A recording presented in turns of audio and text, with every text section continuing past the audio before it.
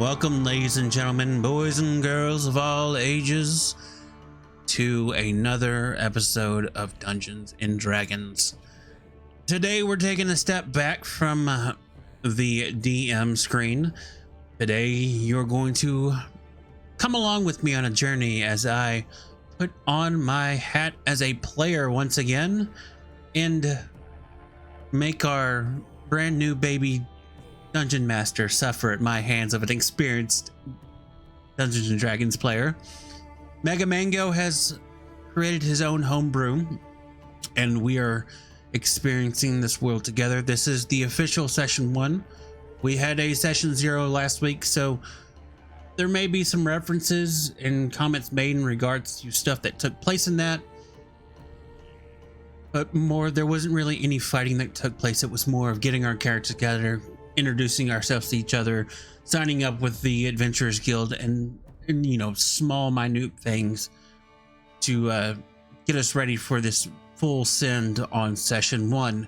So without further ado, let's get everyone in here and let the dice start falling as we begin our journey in the Tales of Eryndor.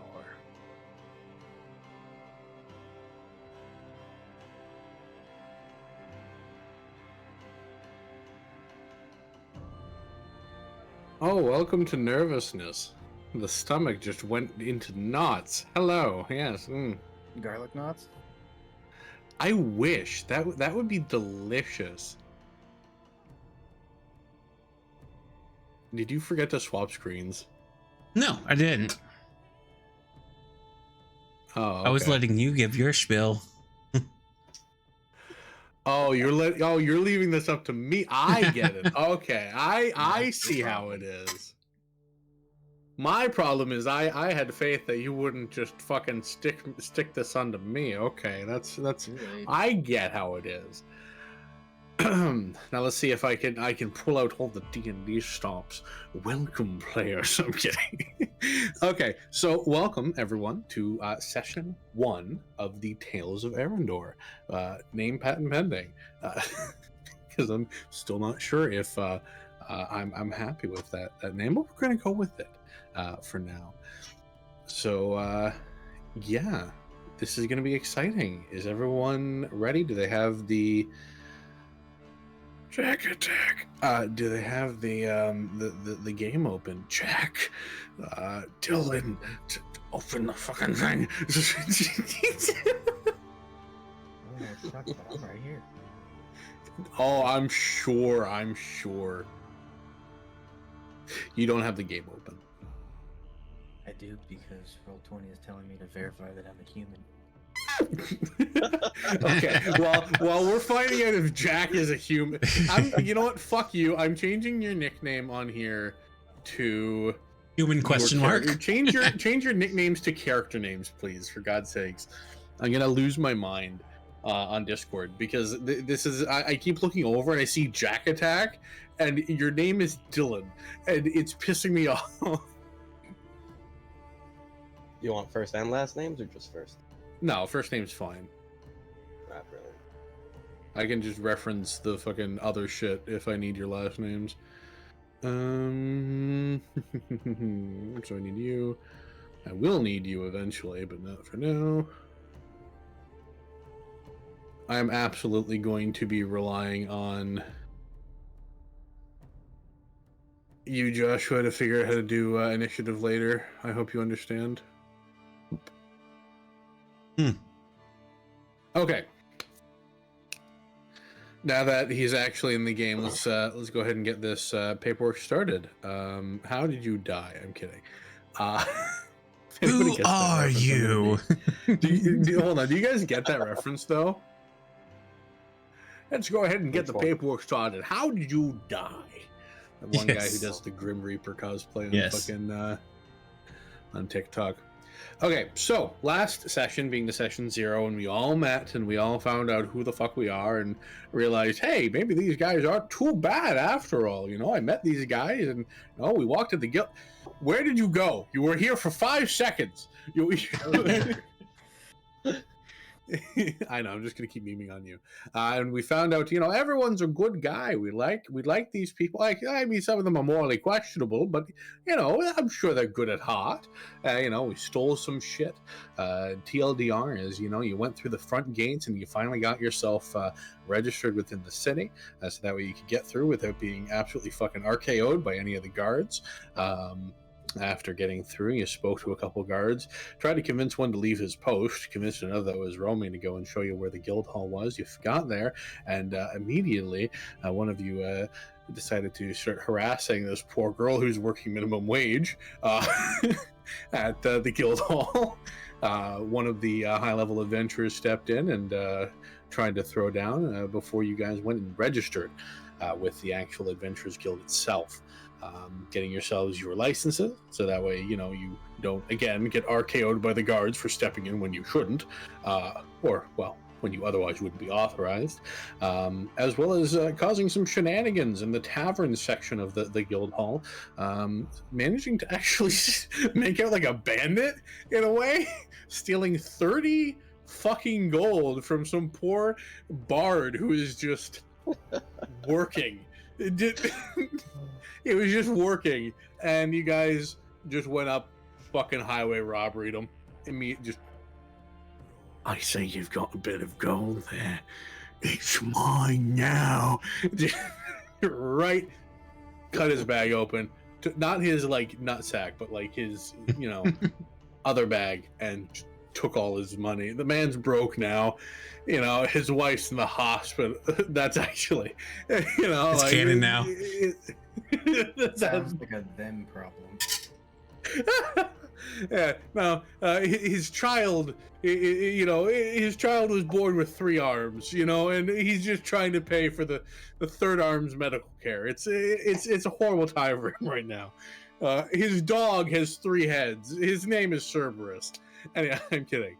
Jokes aside, after the night's end, you all went to your little copper classrooms, provided by the guild hall, and went and put your head down nighty night Betty bye. It's a lot of fun, one could say. So as the night goes on, not much really occurs. It's honestly kind of quiet, eerily quiet. It's funny how the guild hall quiets and calms as the night goes on. You can still hear for a couple more hours as you're kind of laying there and sleeping, and some of the commotion, but by around 3 a.m. it's just light chatter of whomever is coming in this late at night, going up to the barkeep and asking for a drink. You might hear the occasional clatter of a glass or two, if you ever wake up to go take a leak in the night. But everything goes well, and you gain a long rest. Not that you really used anything that you would need it for, but a nice thing to note. As you wake up in the morning, what do you guys do? The sun's a shining, the birds are chirping. It's about 6 a.m. On the breakfast menu. Okay. As you, God damn it! I didn't think I'd be asked for a breakfast menu. Hold on. Medieval, breakfast. Hold on. Menu. Hold on. I got you. I have tools on tools, man. I got you. Bro, please. Chicken and waffles. Let me see here. Do they have chicken waffle? Probably not. I don't think that fried chicken has been invented yet. I'm kidding. All right, we'll come over here. We go there. Drop that link to you. Thank you. Oh my god, you actually do have a tavern generator. Oh, how do I use this? Oh, this is cool. Ooh, I like this. Can I just randomly generate this? I think so, yeah.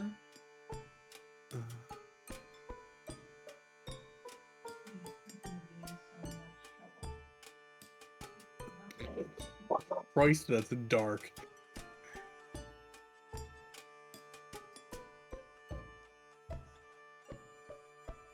But yes, it generates the items, the price of the items, everything.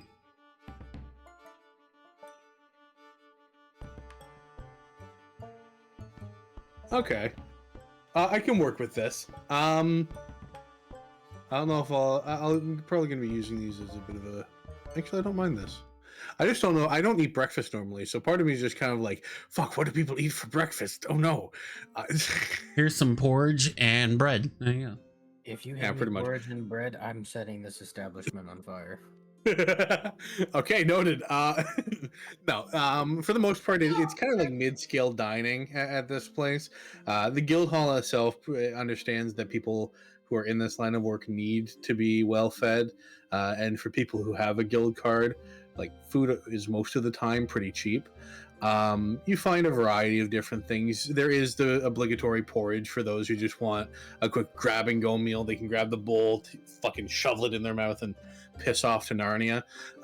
You find eggs, bacon, a couple steak options, some stews, some nice jackal stews, um, some just some braised chicken, variety of other like stuff that isn't really breakfast per se, but like it's a lot of protein, and like if you were to eat it, you'd feel Yeah. fulfilled.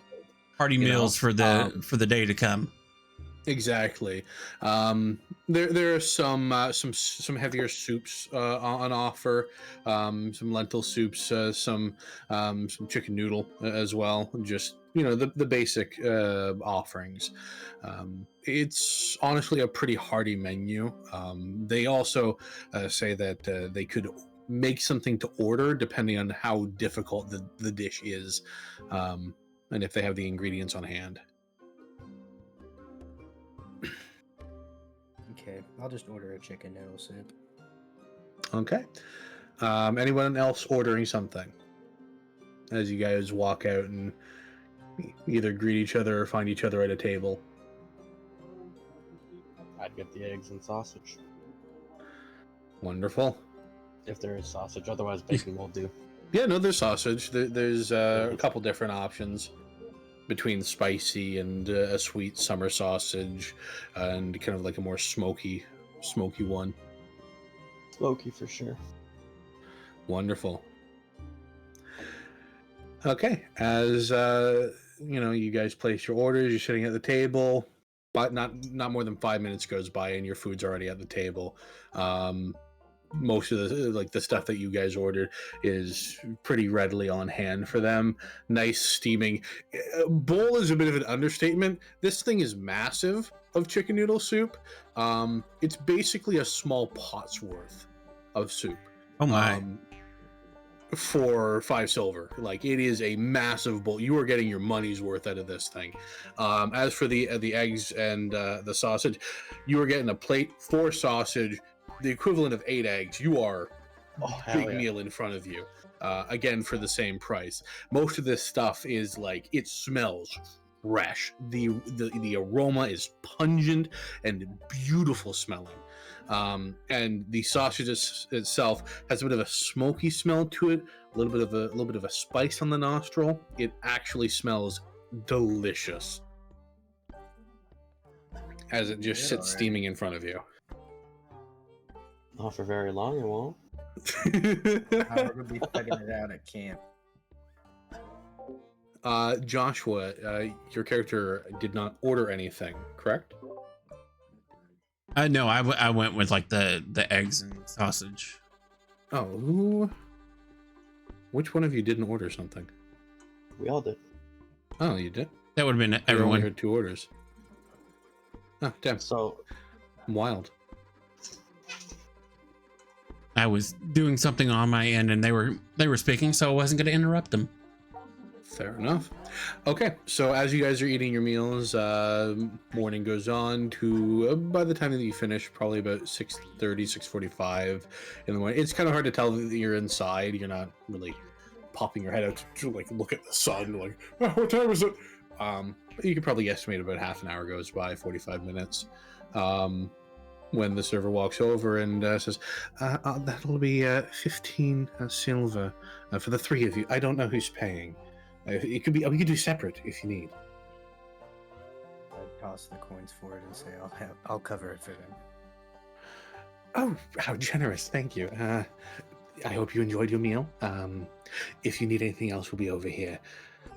And she just walks over and starts chatting with the bartender again.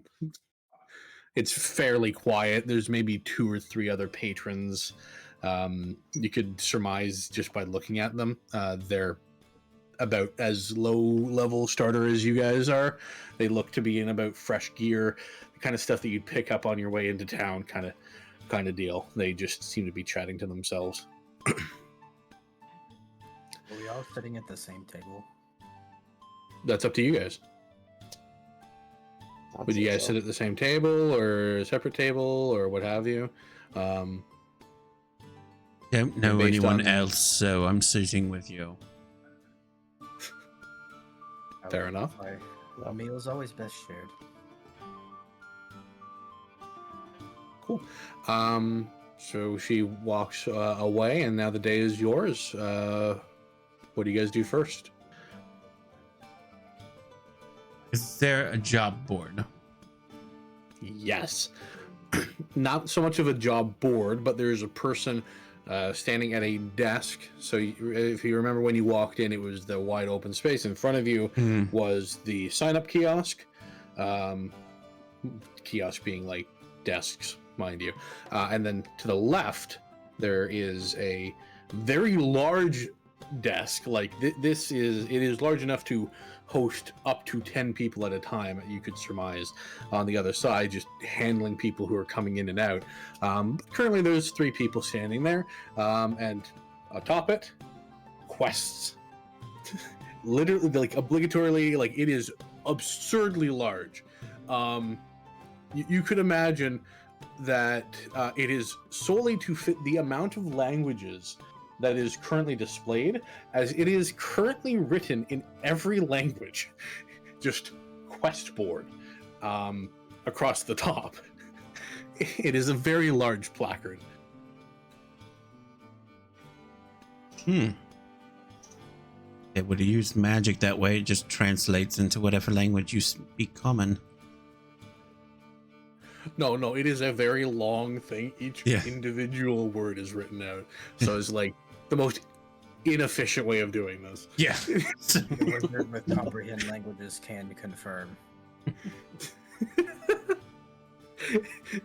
The most stupidly inefficient way of doing this, like writing it out. I can just imagine, the guy carving this, right? Like, this is so fucking redundant. But they're standing there looking bored, kind of picking their fingers. There's one guy that's popped out of a back room now as the 3 of them are standing there, nails another one to the board, taps one of the guys on the shoulder. You can see them conversing before he nods and writes down something on a piece of paper behind the desk, and the guy goes back behind. Each sheet kind of looks plain white-ish, apart from... Actually, roll a perception check as to whether you can see, because this is a couple dozen feet away. Since you're looking at the board. Are we all rolling? Whomever would like to. Oh, I'm still on. Actual perception Oops. or passive? Either you can do either passive or regular perception, up to you. I rolled a 12. But my passive is 16. Oh, there. Oh, my passive is 11 though. Okay.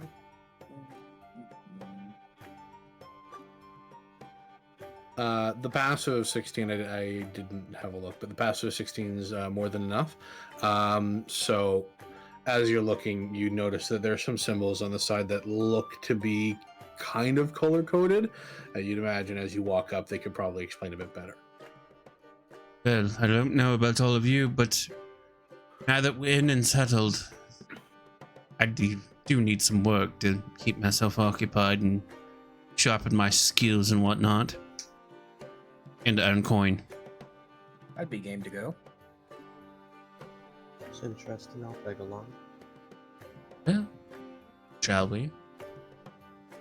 Obligatory shadowy figure next to you also agrees, as Aiden's character, who just nods. He's currently voiceless at the moment. He's the voiceless he was one. singing too much, clearly. He's still in that wake up mode. Still. Yeah, he's just like walking along like, I need food. Food. Okay, now What's next on the list of waking up? Yes. All right. So we'll walk. I'll walk over to the desks. Perfect. So there's a young gentleman there to greet you. The other two seem to have had two people walk up. So the guy on the far right is available. And he looks at you with a bit of a warm smile. Hello, my name's Cedric. Nice to meet you. Are you looking for a quest? You guys are a group, I take it? You guys are strapping young gentlemen. Good morrow, Cedric. Yes, we are looking for work. Wonderful, wonderful. Okay, so question for you: what rank is your? Are you all the same, or are you guys a bit of a hodgepodge? We're all the same. Wonderful. What would that be? Copper. Ooh. Are you sure you don't want to find a different line of work? You all have to start Believe that we have somewhere. to start there, don't we?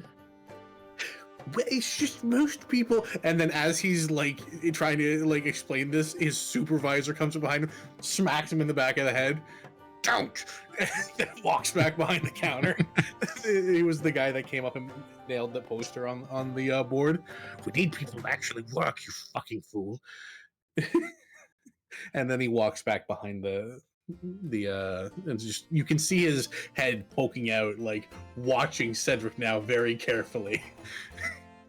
Never mind. It's you know, we're just always worried for your safety. What kind of job? Do we even have any And he's gonna walk around and kind of look at the board, and you'll notice he's looking at those aforementioned symbols that you noticed, Mordecai. And most of them, if not all of them, are silver at a minimum. In fact, you notice that none of them are actually bronze, or copper rather. I'm gonna fuck that up consistently because bronze and copper are alloys of each other.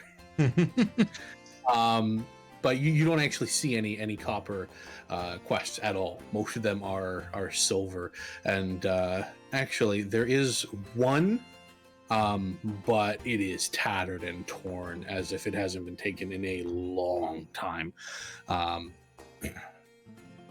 the point where even the details of that quest aren't even legible, from what you can see. And he walks over to you and kind of gives a bit of a look. There aren't how do I say this? There aren't any copper quests available. Could I we see. just wait until One let us silver? take on a silver? Yeah, no, you can. It's just at your own risk. I have no issue with it. Let me find a couple that might be in your speed. This one here. Oh, definitely not a dragon. No. I'm sorry, you said a dragon? That one was platinum. I'm not sending you to your death. Oh no, we're friends to dragons. I don't think we're going after that one. I'm sorry, what? He's gonna kind of look at you like. Mordecai just like stops and like glances. Excuse me. He kind of does the same, like. Say again. Before looking back at the board.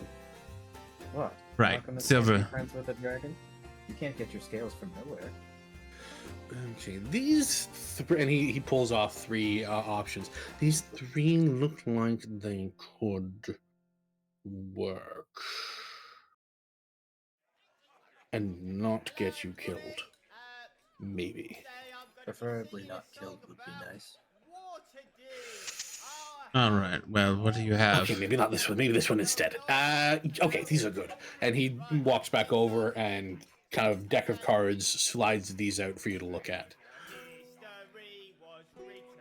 So, one quest is pretty simple. It's detailing a small forest that has hunters have been reporting that wolves have been overhunting in the area, causing a bit of an imbalance in the ecosystem, and they need someone to take care of it, as unfortunately wolves are a bit more fast and nimble than the deer they're used to.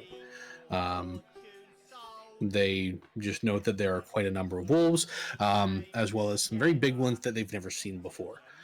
The other one is a small outcropping of goblins that have popped up in a local cave that have been kind of roaming out and attacking people on the road, causing problems for caravans. Though the attacks have slowed down, they do believe that they are still held up and thus can cause a problem if they become active again and they want them taken care of. This particularly is one requested by the guild itself. It isn't a third party. This is just a request that the guild has heard, and they've put out a quest for it.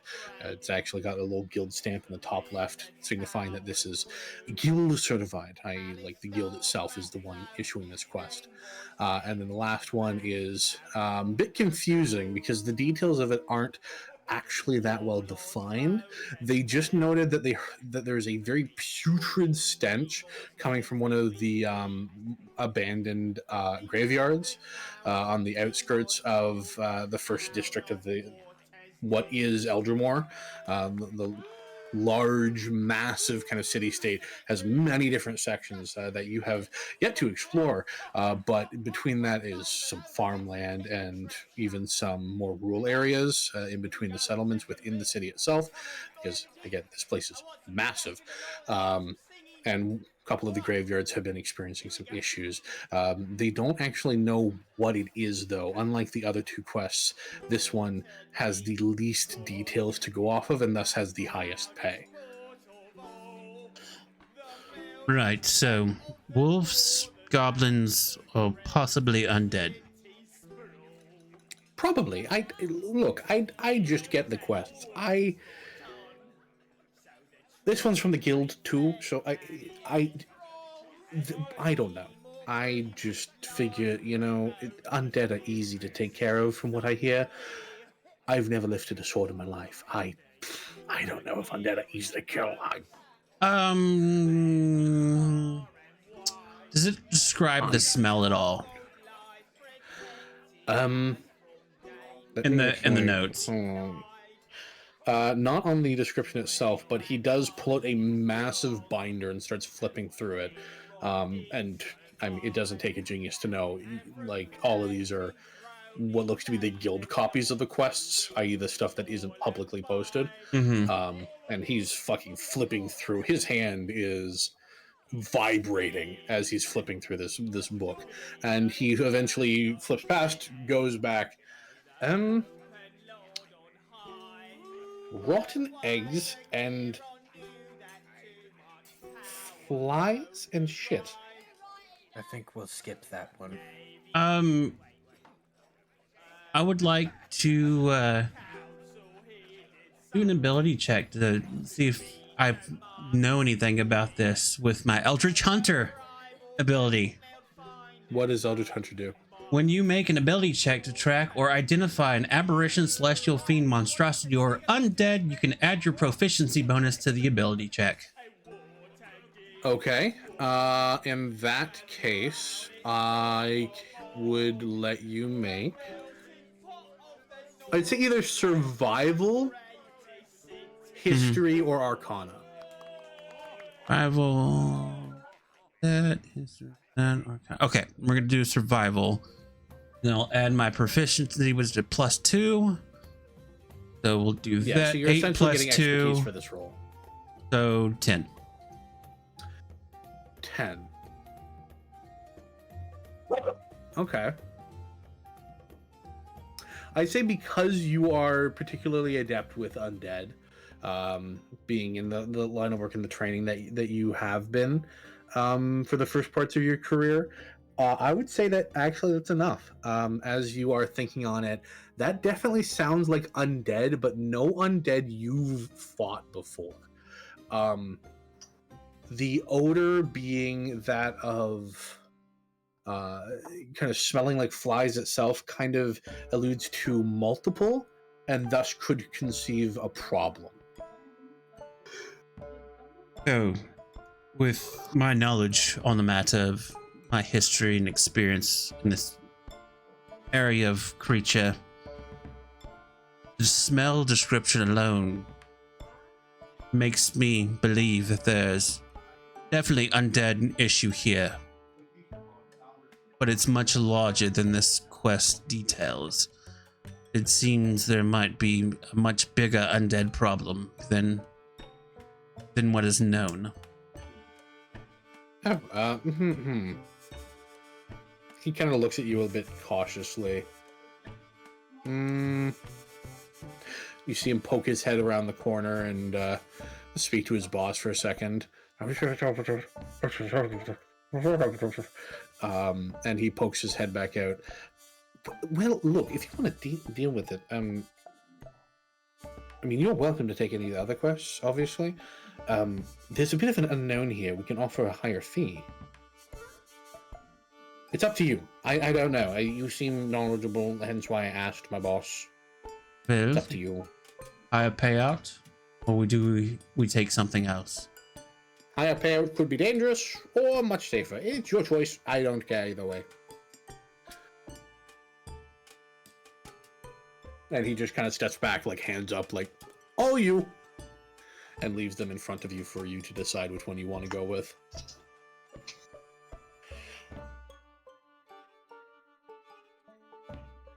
I suppose I can bring prestidigitation with me if we're going to pursue this one.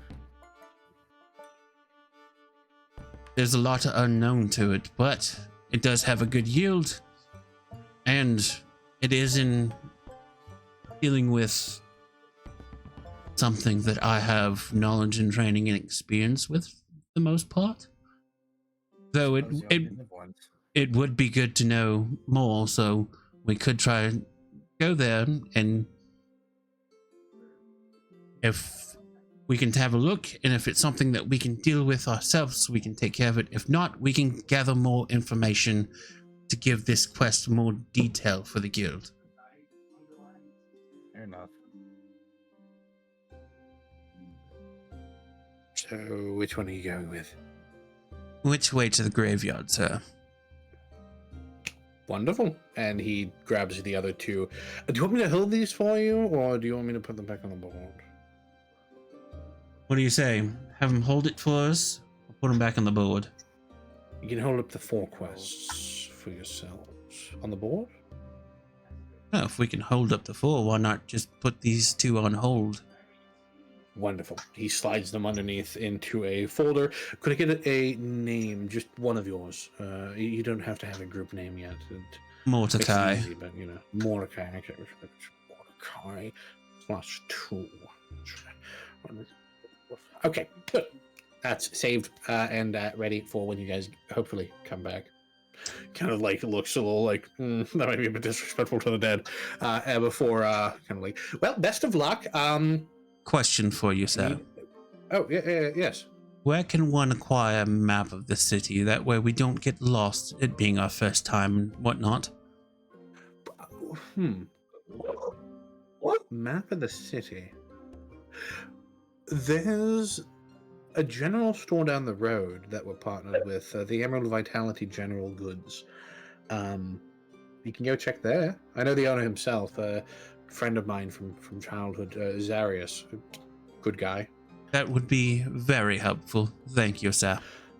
Yeah, down the road, right, you take a left, and then it's right, directly on the right about a quarter mile down. Down the road, right, left, quarter of a mile. On the right. No, it's just one left, and like once you get onto the main road, it's on your right, a quarter mile down. We'll come out, take a right, and then a left. No, take a left. Take a left. Why do I work with adventurers? Left, then on the right, a quarter mile down the road. Only left. There is only a left to be taken, Mordecai.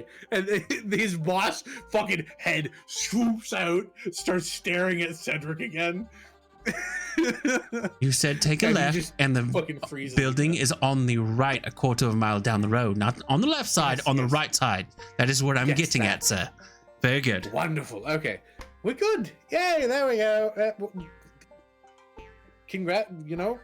There we go. Okay, so good luck on. Is this your first quest with us? Yes. Oh God, have mercy on your soul. Good luck. What was that?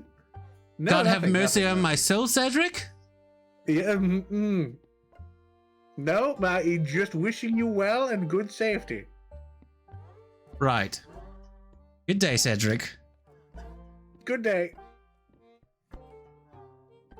Well then. And you see, as you guys turn, your passives are enough. Cedric ducks down and fucking just you hear fucking goddammit. As now, his boss is lurking over him like a demon in the dark, just like Cedric. What did you say? Yeah, he heard the commotion. He's now Cedric is like, oh no. I'm in trouble. Pretty much like I'm in danger kind of look on his face. Right, so I say that we stop at this general store. Maybe we can ascertain ourselves a map so we don't get lost in the city or constantly have to ask for direction.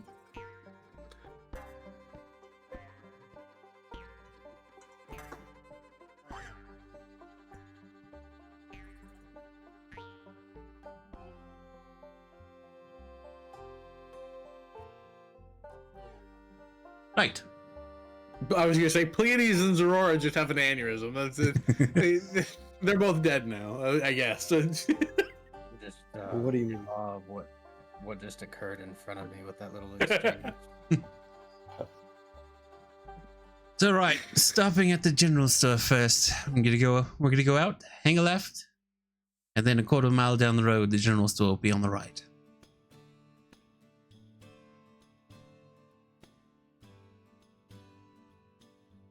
Okay. Really?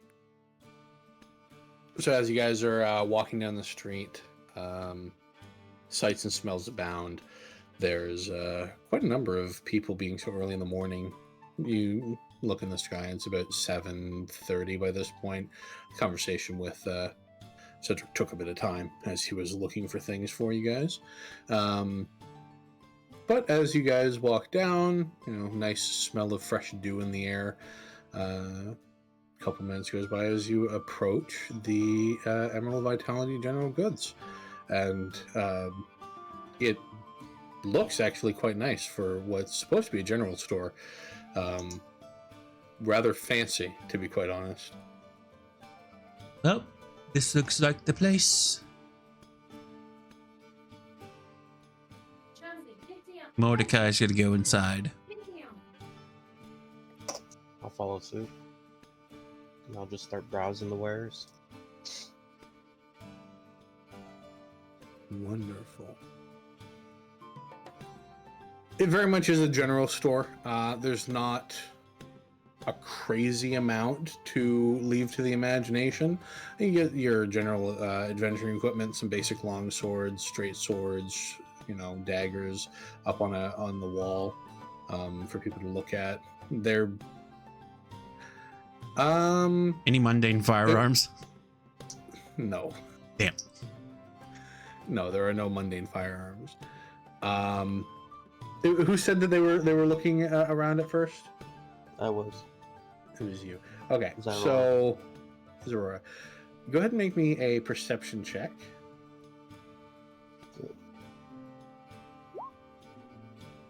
Then the passive is 11. I don't know if that means anything. This one was active. Oh, okay. It was just. Do I So add proficiency bonus or? It already does that for you.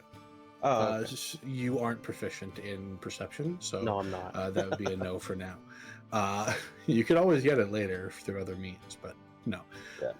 So as you're looking around, most of the stuff seems pretty ordinary. There's not a whole lot to leave to the imagination, as I said. You actually notice that there are a couple good deals. A couple cool-looking long swords, a couple that shine a bit brighter. You could imagine that they're probably a bit sharper than the rest. But you also notice that a lot of the hilts are very decorative. Very flashy.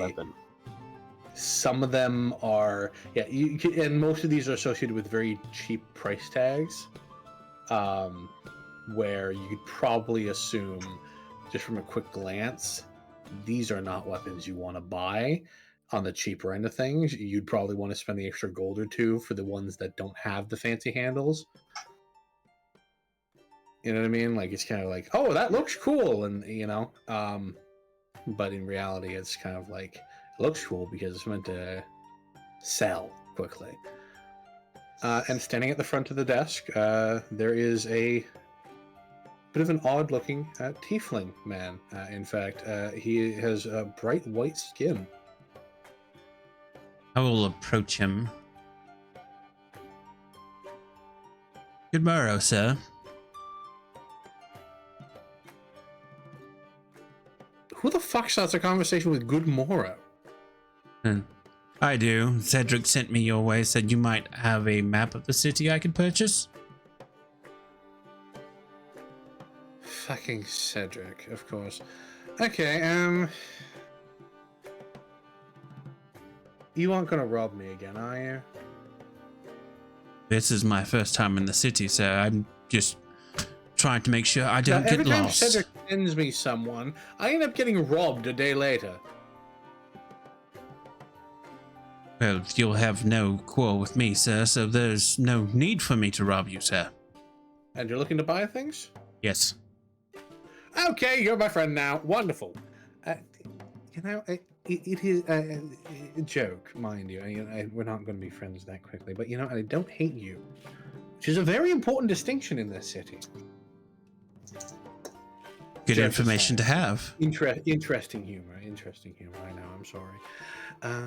My name is Zarius Marvel, owner of the Emerald Vitality, and technically owner of the Emerald Vitality Merchants Guild, but we get kind of overshadowed by fucking God.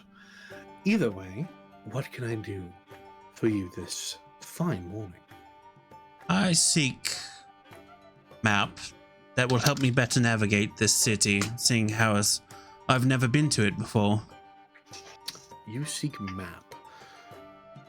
Well, I can definitely help. Are you looking for an entire city map? Or are you looking for a particular district? Well, I would like to have... popular map of the Red Light District. I do need that map at this time, but I would prefer an entire city map. That way I can better navigate and not get lost like a child separated from its mother. Oh, you're boring. Okay, let me... Though, is that where I can find the card holes?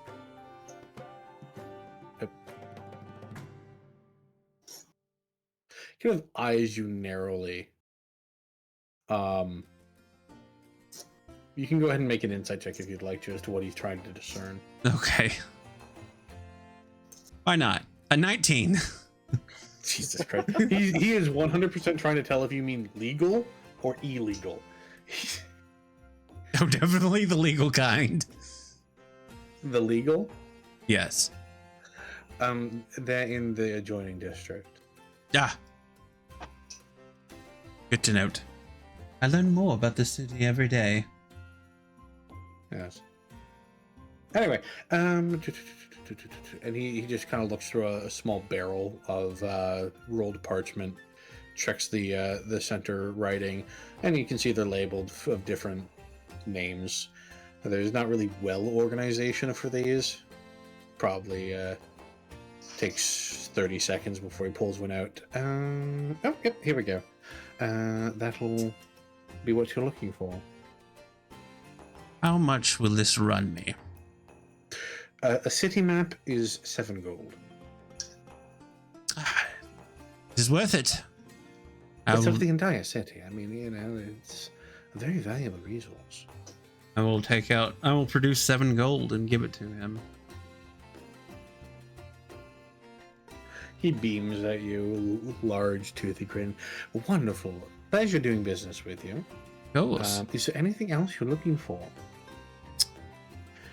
Cedric sent you. I imagine you're going on a job.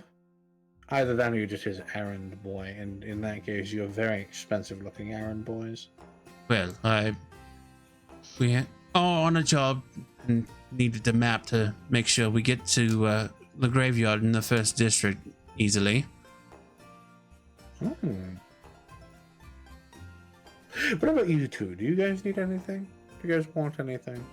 I suppose I'll be alright. I was just browsing. I'm okay with what I've got. You both sound incredibly sad. Did he hurt you? He No, looks at you I- playfully.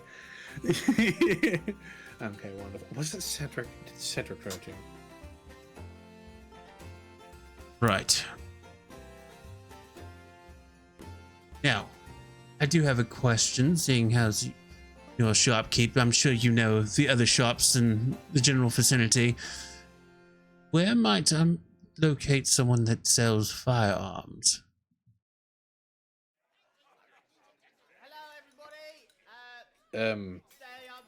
Legally? Yes, legally. Uh,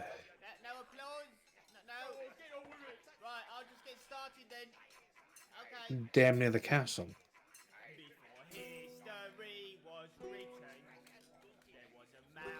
Even I'm not licensed, and I'm the second largest guild. It's not exactly a common practice to sell them. You'd have to know that if you're asking.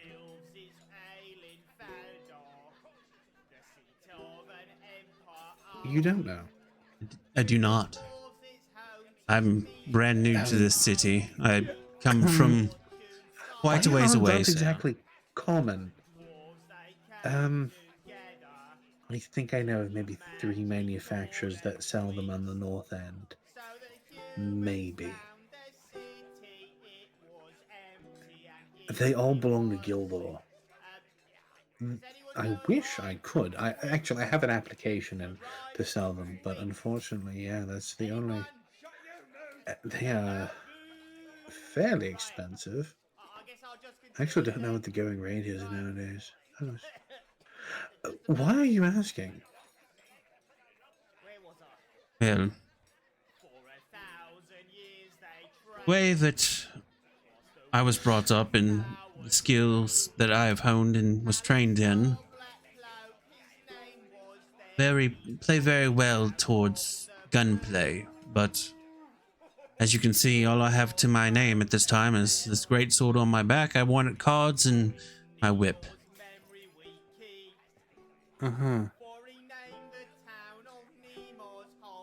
Well, you could try the north end. Don't know if you'll be able to afford it with He kind of does like a half hand gesture to your armor. Yeah. Yes, my armor. Well, each piece has a special meaning because each piece is made up of an enemy's armor, which I felled. It's morbid. Very morbid. Anyway. Well, it's the cheaper alternative than having to constantly spend gold to buy new equipment. When gold is hard to come by nowadays. Especially in such quantity to buy a new set of armor.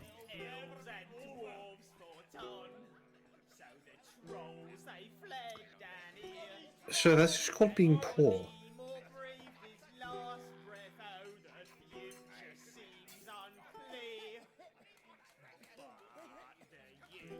I call it making do with what you have, though I never have enough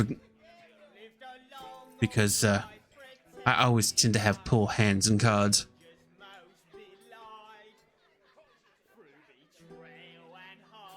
I reiterate my point. Either way, and as he's like finishing, like starting the sentence, a couple people walk in, start browsing the wares. Either way, do you need anything other than the map? I've got some other patrons coming in. Yeah, this is all I need. Thank you for your time, sir. Wonderful. As he turns away from you, Cyrus, hello, my friend. How are you? And he walks over to the very tall half orc that's just walked in. Yep. And he starts talking to him. I've got what I needed, shall we? Yes. I will go outside, stand off out of the out of the way of the door and open up the map.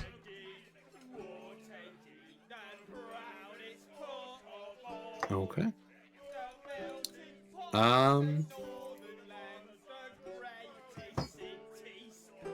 Let me double check something real quick.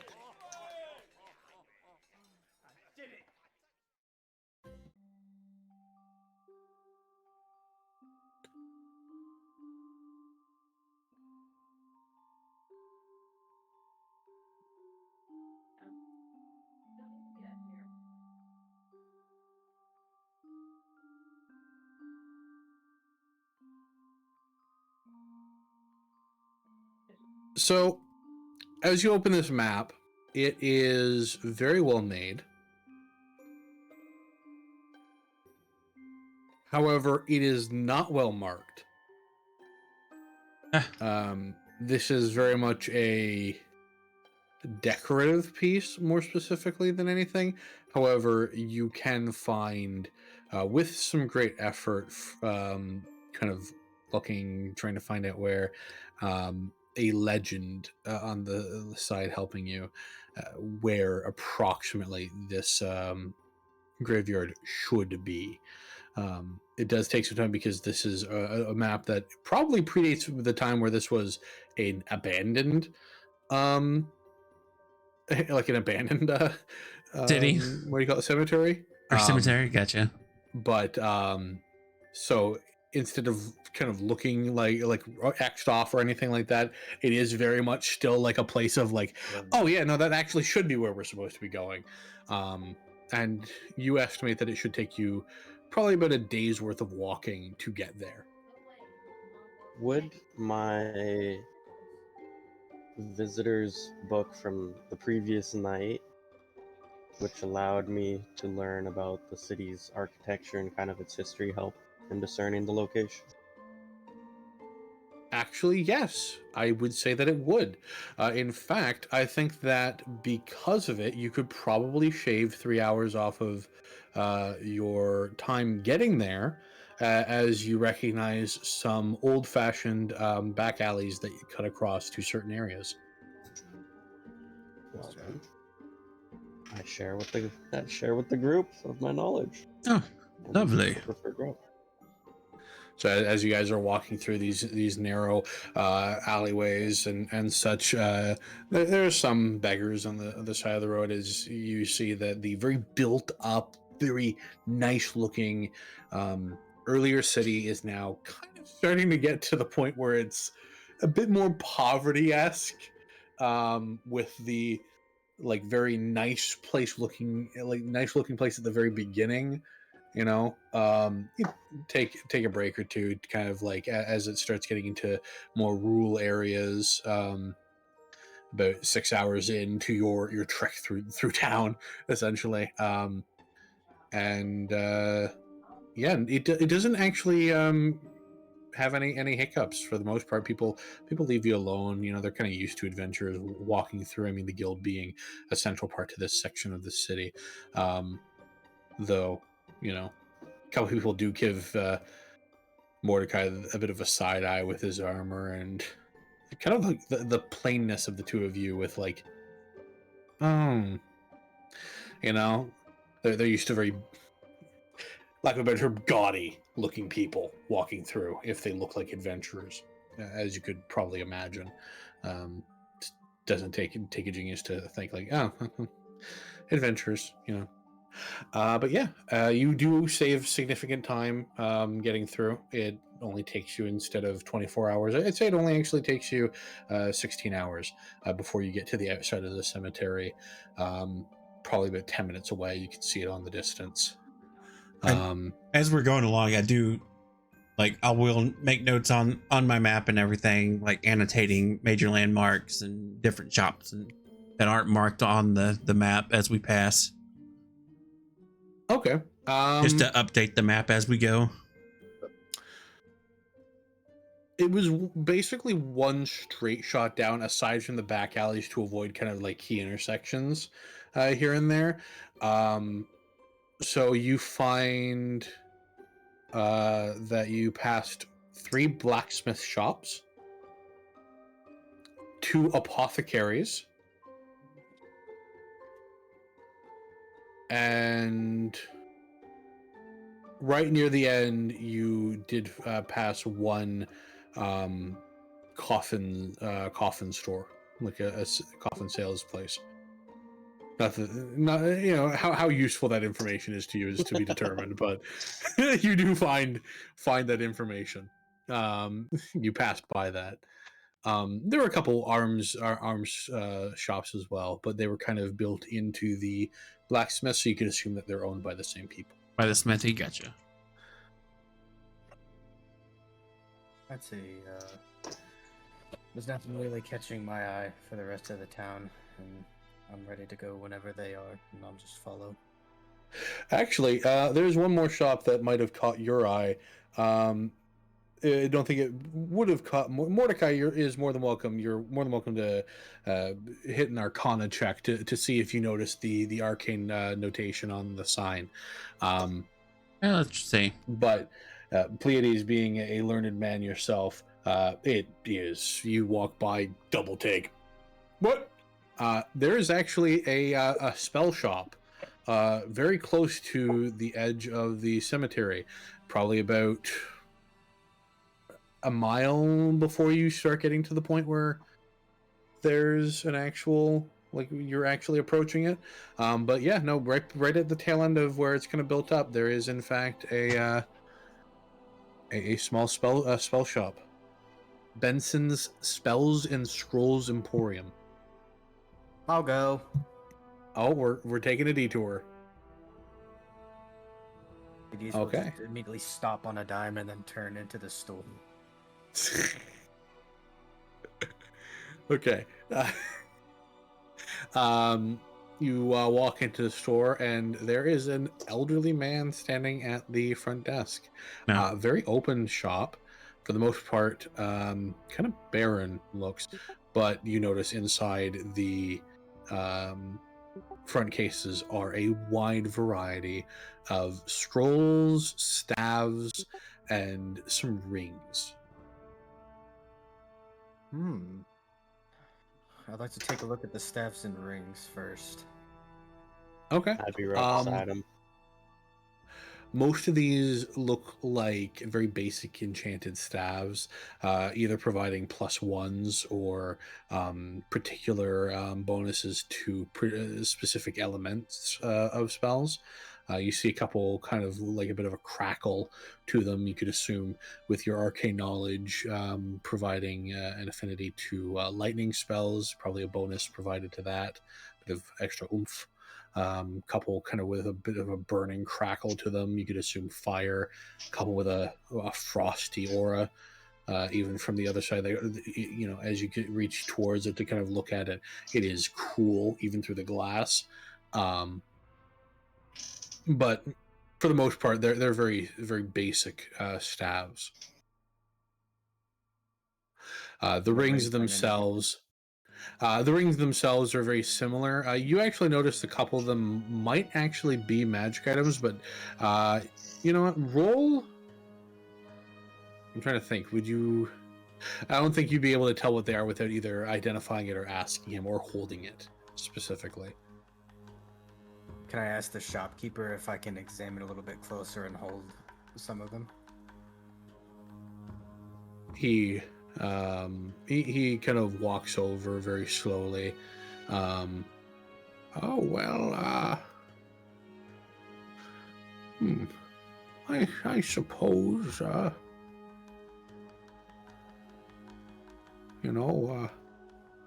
you definitely What would you pick out if definitely you were could. a man who appreciates the arcane arts?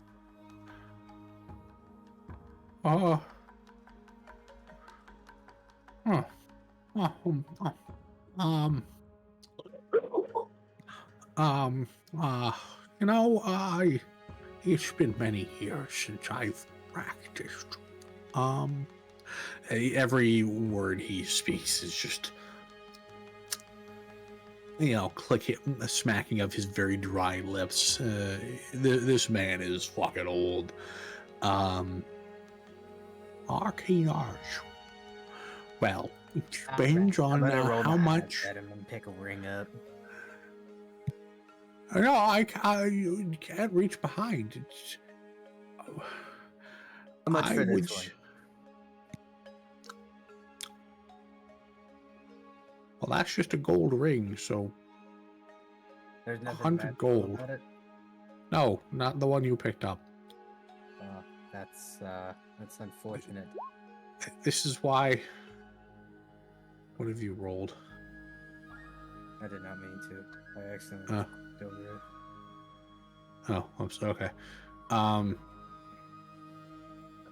I say, depending on how much you have to spend, you could get like ring of mind shielding.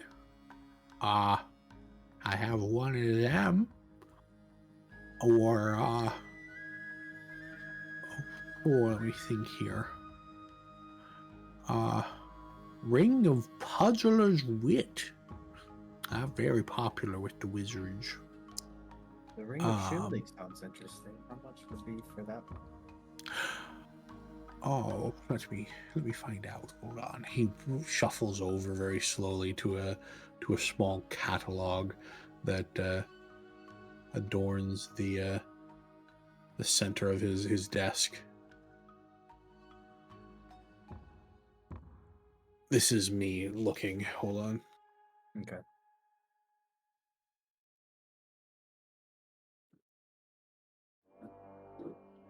Oh, let me think here.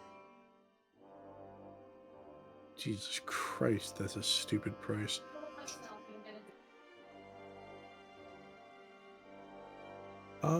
Well, I've only got the one.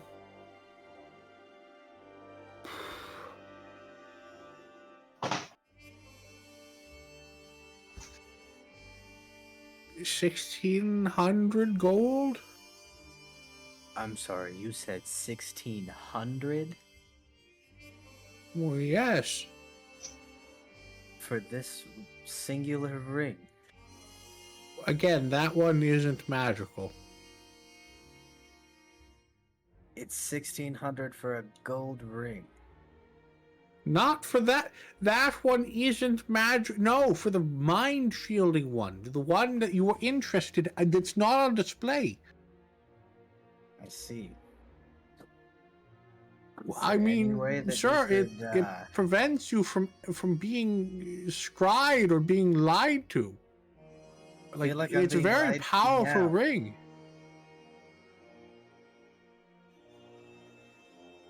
I What? suppose that I'll wait until another day. Thank you for your time. So I set down the ring and turn towards the scrolls. See what's available there. Variety of looks to be first and second level scrolls for the most part.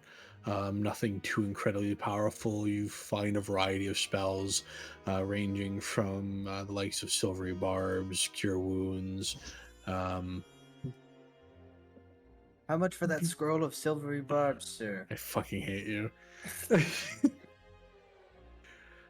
Oh, let me think here. I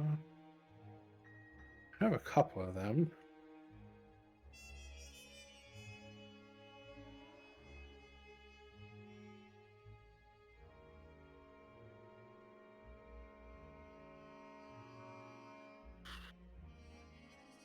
About 75 gold for that one?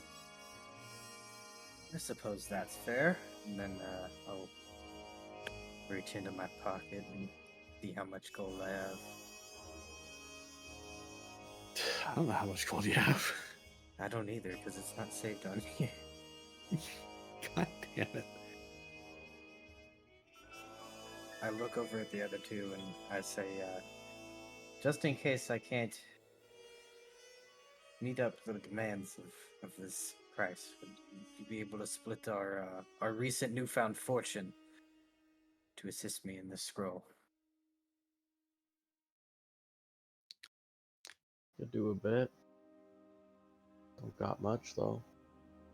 That's fine. I won't need too much. Just a little.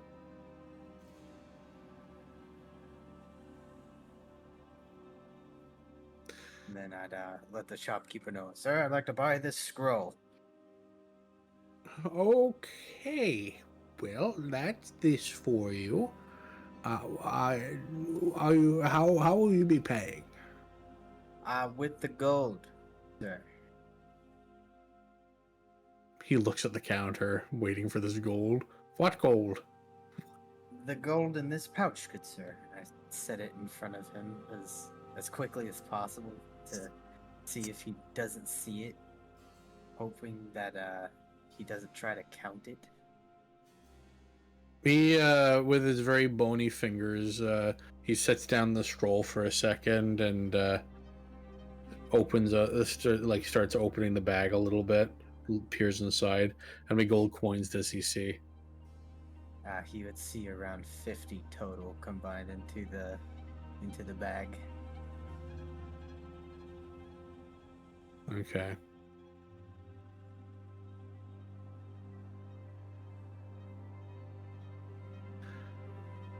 He does like a mental math before it looks like he gets tired with his eyes, and he's just like, that looks about right. I tightens it up and pushes the scroll towards you before placing the bag of gold underneath his countertop.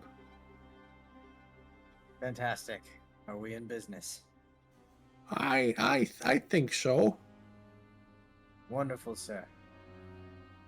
And I attempt to take the scroll. You have yourself a good day. You as well, sir. Oh, I will tell my- all of the city about your your generosity. My son will be so happy. He left me to run his shop for the day while he went to go talk to his mother. She's been helping. He'll be so happy he had a sale. Thank you. Anytime, as I awkwardly grin through my teeth and walk over towards my party and go, let's get out of here before he finds out.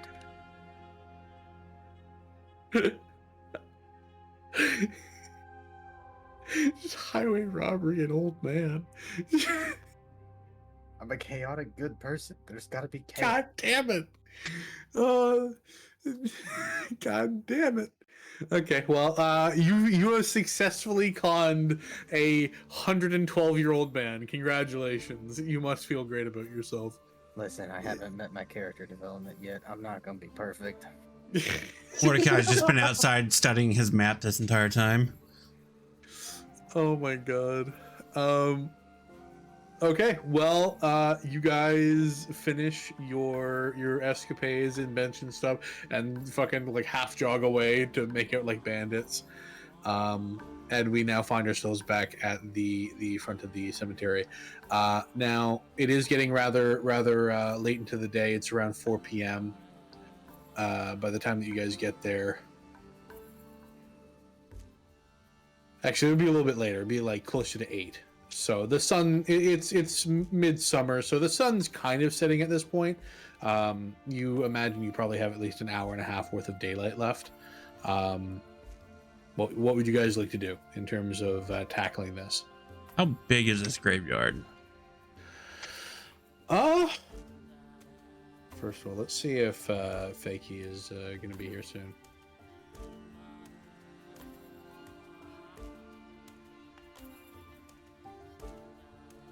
Yeah, this is about to get to a part where he's kind of needed.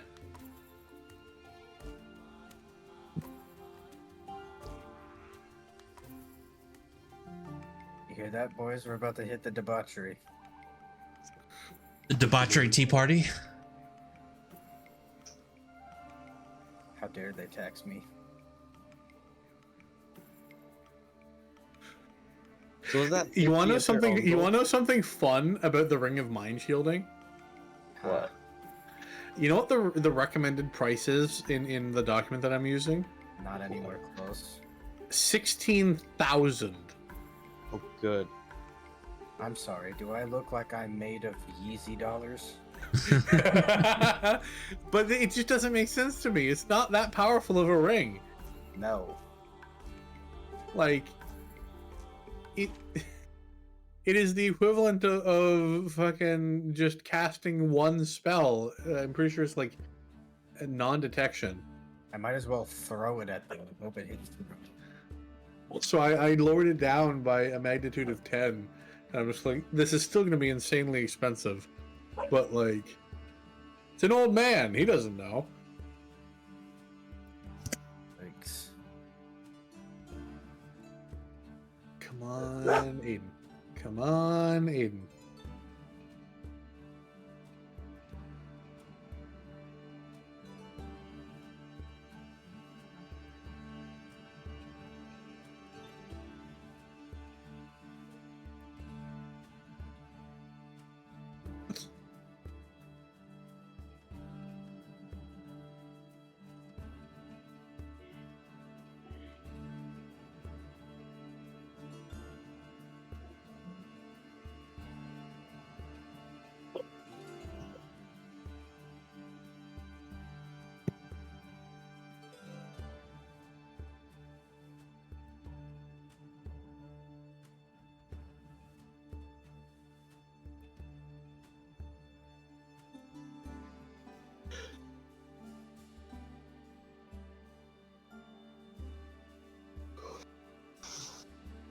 Come on, Aiden. Okay. While we wait for him, as you guys look upon this very large graveyard, it's not particularly big, actually. Very large is kind of like in the sense of it looks very. You get in here. Oh, I got scrolls. There it is. There it is. It's kind of like expansive. It's not very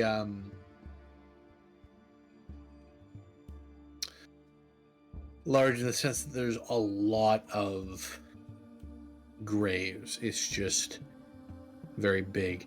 The actual graveyard itself is rather clean looking, I guess would be the right description. Mhm. Despite being abandoned, it's just a little mossy. Hasn't been cleaned in a while. There's some little lights that just seem to be floating in the sky, little balls of flame, everlasting flames that have been cast here just to kind of keep it bright during the nighttime for the most part. Very nice hedged exterior with some stone walls around the outside, and in the far distance you can see some more kind of monolithic kind of epitaphs along the sides and the center bits.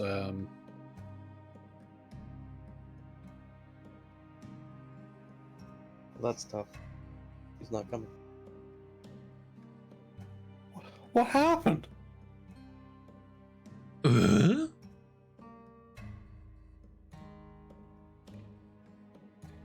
Okay, so we're carrying on the session without him. It's fine. It's fine. We'll work with it. As you guys are walking up, like I said, large stone walls along this pathway. It's on your right hand side as you're, left hand side as you're walking up, and this large shrubbery overgrown on the side, a little mossy along the stones. A new key. Mine got snapped. Oh, that sucks. Oh, Okay, yeah, tough. that makes sense. That's rough, buddy. But yeah. So as you guys are walking up, this is what you see. If I can actually get you guys. I can see it. God, Fog of War looks awful on the. Oh On the my! map. I can see the entire map. Right, well, Yeah, you that can. black section. Yeah, the black section is currently being obscured. If you guys want to, that sucks. It is literally just snapped. Okay, so we'll get Amarok. We'll get, who the fuck is that? Is that Mordecai? Yes. Yeah, it's Mordecai. We'll get Zorora, and then we'll get Pleiades down here, and you should be able to control your characters as they're on the token level. If you click on it and then you can drag it around, you should be able to. Beautiful. You can. So I see the map. Oh, okay. There we So go. your character should be down there at the bottom. Yeah. Perfect. So you guys have entered in through this way. This has been the direction you've taken. To give you an idea. So you come up along this path. So, and then the entrance to the first cemetery is down here, and far down this road, down in this direction, you can see another one off in the distance that looks a lot more dilapidated.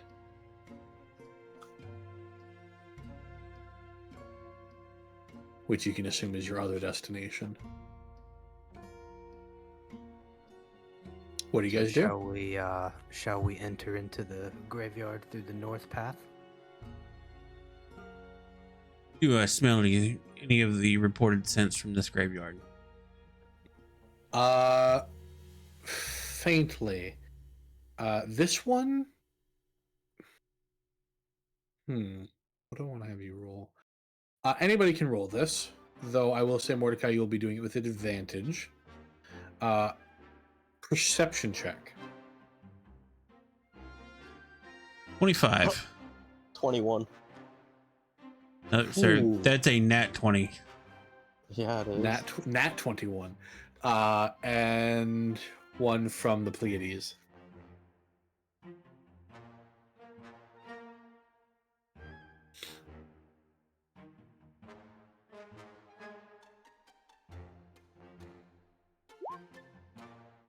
Okay.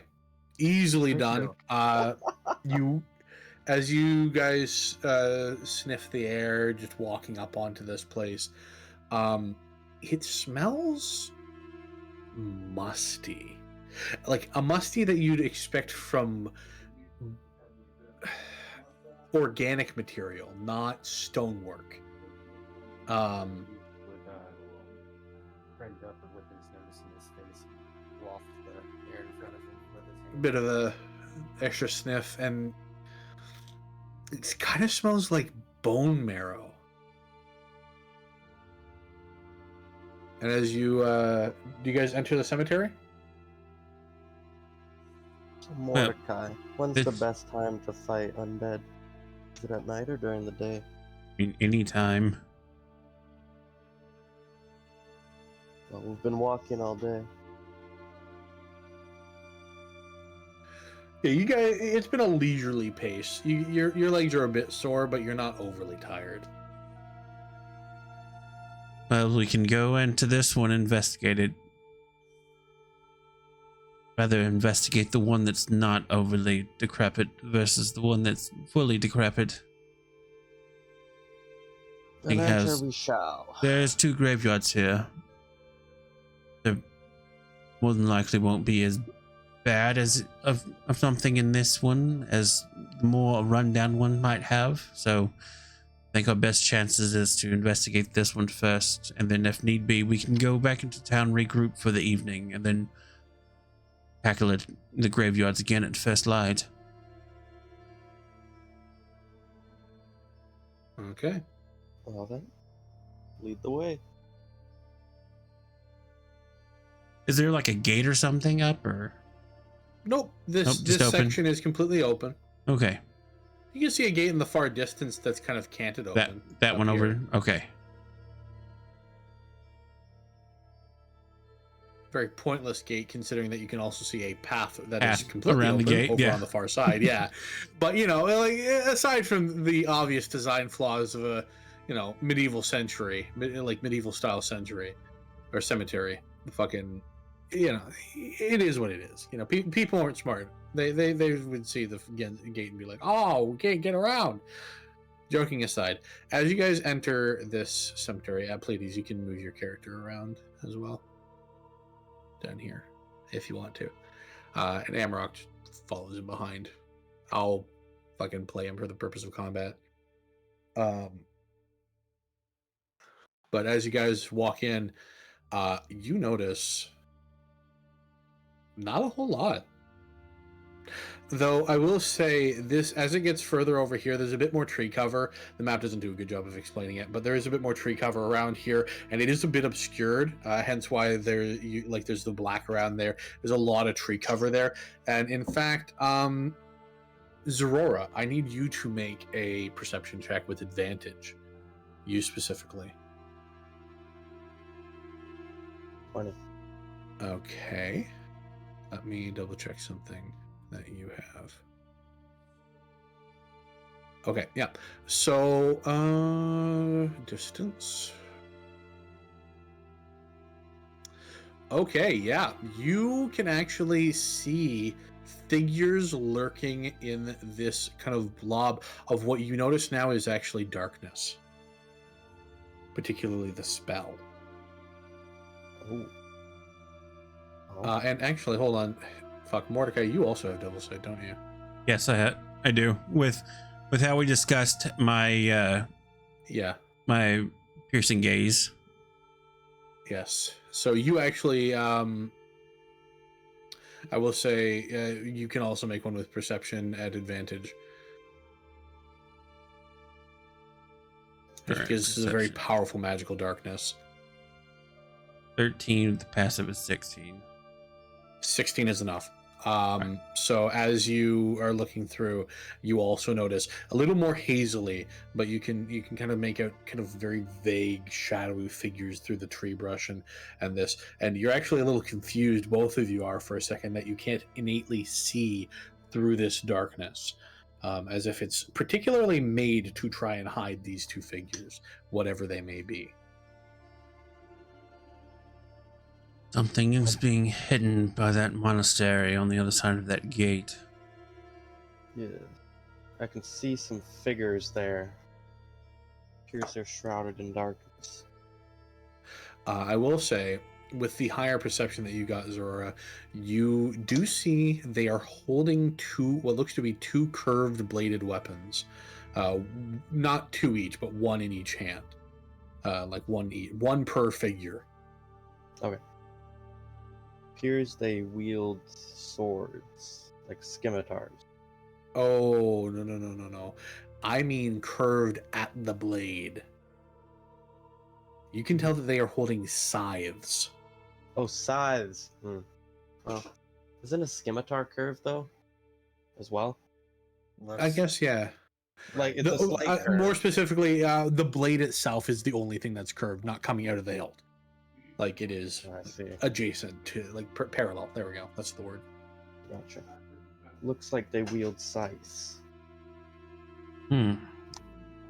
Interesting. Shall we continue forward? I see Hey. no reason why not. Grim Reaperish. Yes. He hasn't claimed me yet. Well, Jesus Christ. there's nothing foul afoot of this particular area. The only thing of note is those figures over at that monastery, so I say we venture forth and go to look. Very well. Okay. So you guys walk forward. What are we doing? Okay, cool. You're going up that way.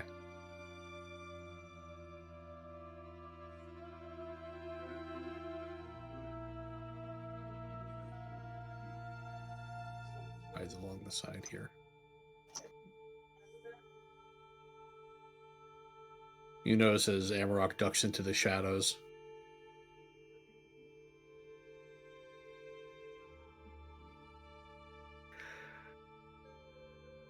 Okay. You are now at the gate. The figures are a bit easier to see now. You kind of it was the distance combined with the very powerful darkness spell, but you can now see them. They are heads down, cloaked in a dark, and I'll reveal these to you now. A dark cloak. Reveal areas.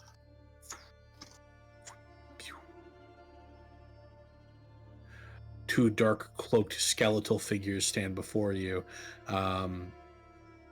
two scythes draped at their side.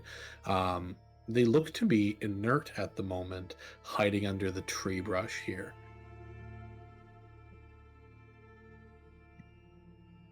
Can I use an action to summon a blade? You more than welcomely can. And I'll summon a longsword. Absolutely. Okay, easily done.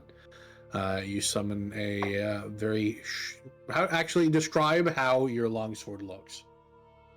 What does everyone see when it summons? It's going to be of a very simple design, leather-bound hilt with a small guard that is enough to cover one hand. It's going to be a hand and a half hilt, and it will be of about 3.5 feet in length.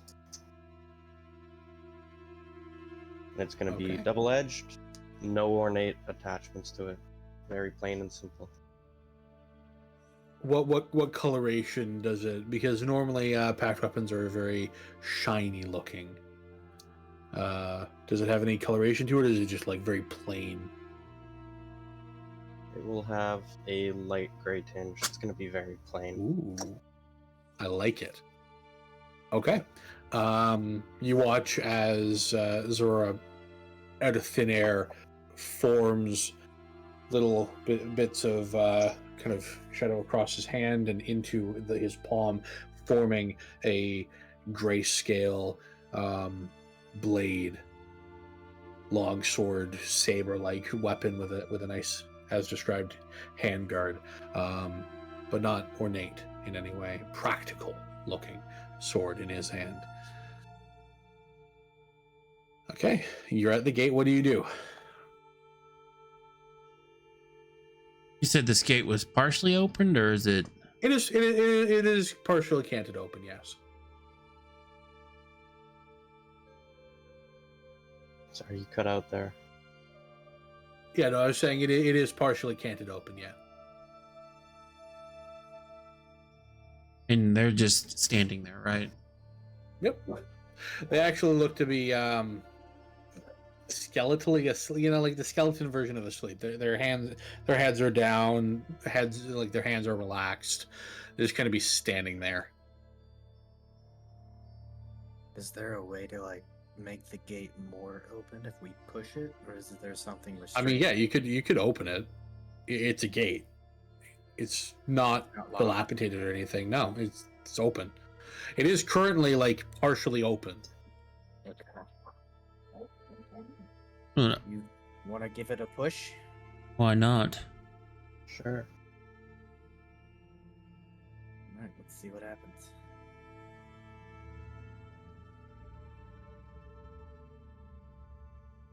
You open the gate, no issues. Mordecai, should we be taking the first action? Come back here. Is there any markings on the building that they're standing out in front of? The building itself? Mm-hmm. You can read from here an epitaph. It's just an epitaph. Here lies the Valeria family. It's very simple. And any of that smell that was described in the task coming from them? Not this one. Not the initial task. This is one of the two cemeteries. This one is like you can smell that kind of bone marrow stench now, and more potent than ever. Seems that they might be guarding that building and the remains that lie within. Almost seems more of a active in nature than it does since we've pushed through this gate and they haven't stirred at all.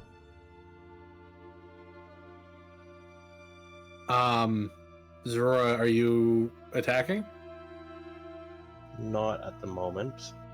I'm gauging what's going on. I'm able to. Okay, I just saw you click the Eldritch Blast, so I wanted to make sure. Oh, I was just Oh, I didn't mean to. Oops. Okay. Yeah, no. Do you I guys was looking at step? the range. Fair enough. Do you guys step through the gate? I will. Yes. Okay. As you guys walk through the gate, they look a little less sleepy as their heads look up at you and their scythes move up their hands as if moving on their own as they take a readied position towards you. I need you all to roll initiative. God damn it. All right. Do you know how to bring up the turn order, Mango?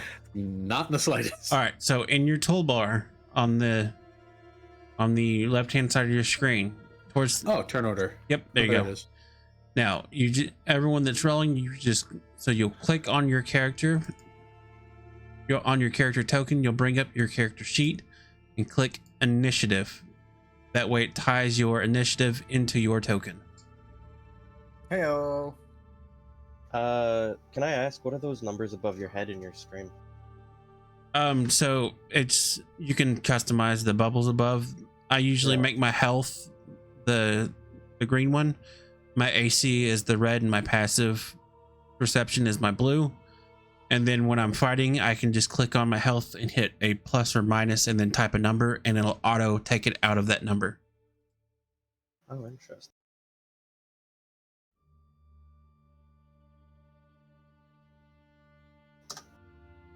Cool. I'm gonna do that.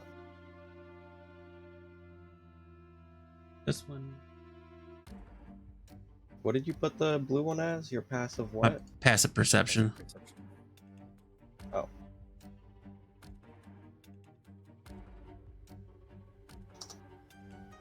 So like I will that. say, so you guys aren't confused, they will be moving on the same initiative. Just so you're aware. Okay. Oh. Damn. That's crazy. All right, roll off. Okay. Roll. D20. Just roll a d20, and whichever is higher will get. Well, Ain't no way. Okay, so we'll be going before you. That's fucked. Okay, that's fucked as hell. I love that. Poor guy. That's funny. Ignore the name. That's just the. You don't know that yet. Ignore the name. Okay. And then I need to do Amarok as well. Yes. Not the worst. The rogue rolling rolling an 8. The rogue. There it is. Okay. And then Pleiades. Okay, Pleiades, you are first in the turn order. These skeletal bodies come to life.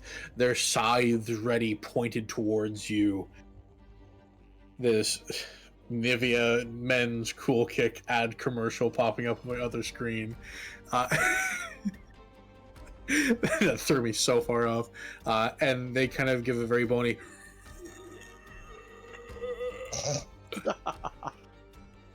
towards you. What do you do? Time to cast Firebolt, baby. Okay, which one are you targeting? Left or right? Left. 14 will hit. miss. Fuck.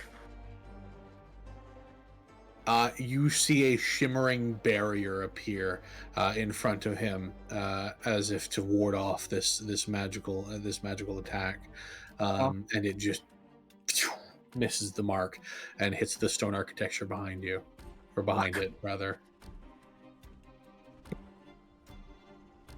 Interesting. Way out. I'll look over and I'll say, it appears there would be some sort of support for them. Bonus action movement. I'm gonna stay in place behind the other two. I think I'm okay where I'm at. Okay. Zorora, your turn. Well, I will take a leap and attack the one on the left with my longsword. Okay. As I bring it over my head and like a fucking battle axe, just try and split his head open. You can imagine that. Okay, you're attacking the one on the left here? Yep. Okay. Move yourself to where you'd like to attack from, and then make your roll. And the roll would be... It would be 1d20, and then your proficiency, and then charisma. If you have the weapon in your thing, you'll just click on the weapon. Ouch. So, it's exclamation roll 1d20 No, it's /R. /R. Yeah. And then, so that's a 7. Yeah, For whether plus it hits. it would be another +7 because you have your proficiency is 2 and your charisma is another 5. Yes. So So- it would be a 14. Yep, 14. As you swing your sword down, Scythe comes up and pushes it away. Alright. Oh, that failed.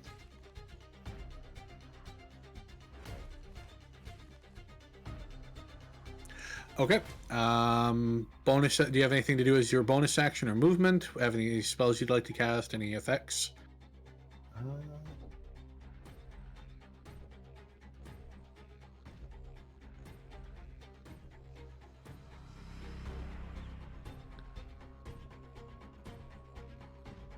I would pull a dagger in my offhand so I could guard.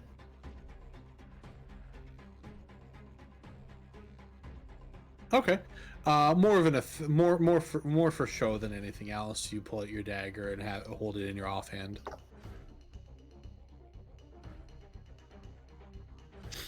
Okay. Where the fuck did I put turn order? Right here.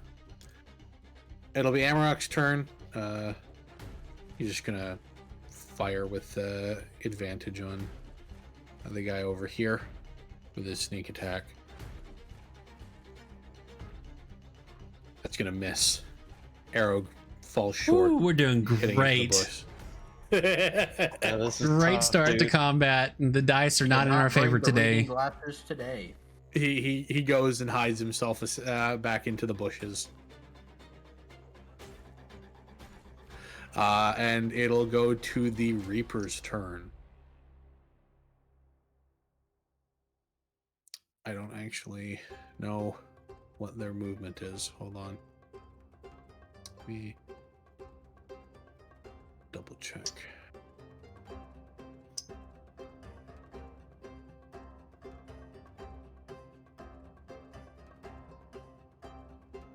Nope.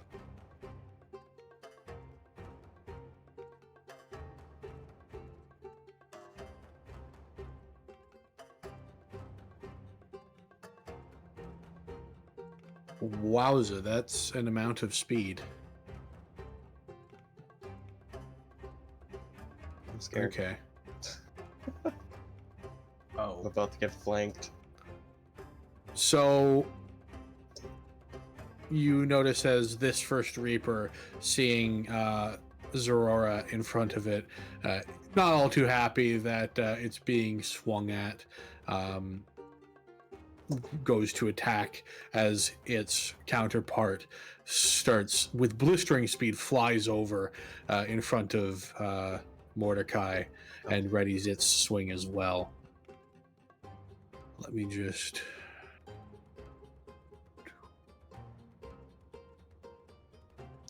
So we'll do our attack against Zorora first. And then against... God damn. Okay. I love that AC is 14. Let me double check and find its attack, its plus to hit.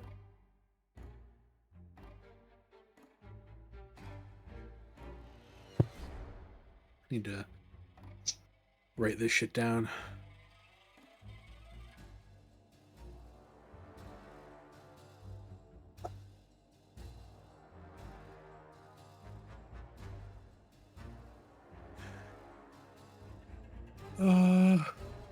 Oh, it's based on. Okay.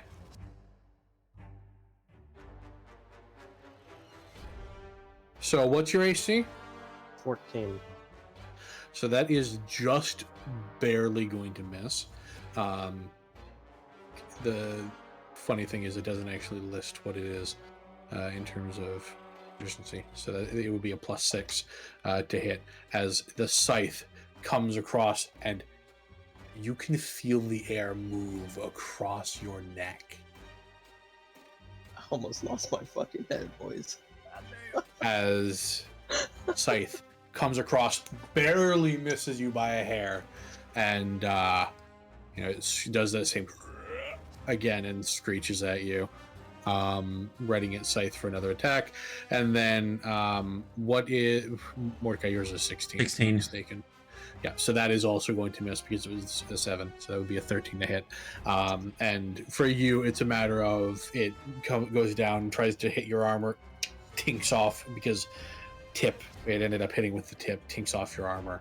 And again, this one is a bit more quiet than it's very screechy a counterpart, but it has this kind of breathing to it, this kind of like as it stares over you. Okay, that will then go to Mordecai. Mordecai smiles. My turn. Oh, I was still on advantage. It should be Should be 16 there. 16. Yep. Okay, so as you go and you swing for this very familiar sight, scythe comes up, parries it away. Very good. I will. Just a reminder as well, I do have the custom rule that if you want, you can spend your bonus action to insight an enemy to try and learn things about them. I will bonus action flourish and gain 2 momentum dice in my turn. Okay. Back to the top of the turn order, Pleiades. All right, let's see here. Considering that they're both engaged in combat, I think I'm gonna try to gain a little bit more insight, because you said there was like some shimmering barrier when I casted magic last time. Yes, it's more of a descriptive effect, but yes. I think it was more of a descriptive effect of your attack missed. Oh, okay. Yes. Just some, you can some still action or bonus action, either Arcana or Insight to try and learn something about them, and depending on the roll, an action would be a lower DC, bonus action would be a higher DC. But obviously, it's a bonus action, so you could still like attack or cast a spell. Let's try to do some insight first. Okay. So I'll roll that. Are we doing this as a bonus action or an action? That's a bonus action. Bonus action 21, insane roll. Fuck you. Okay, so you can easily tell that these bones are being held together by magic itself. You could surmise they aren't very durable, but something about them, the magic, either the magic that spawned them or the magic that's protecting them, is making them incredibly resistant to being hit. Okay.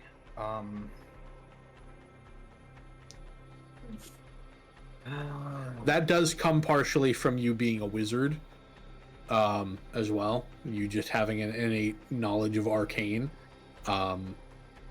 So just bear that in mind, that if you were to go with Arcana, that you might get a even more detailed explanation, but just as a whole, that is what you get from insight alone. Alright.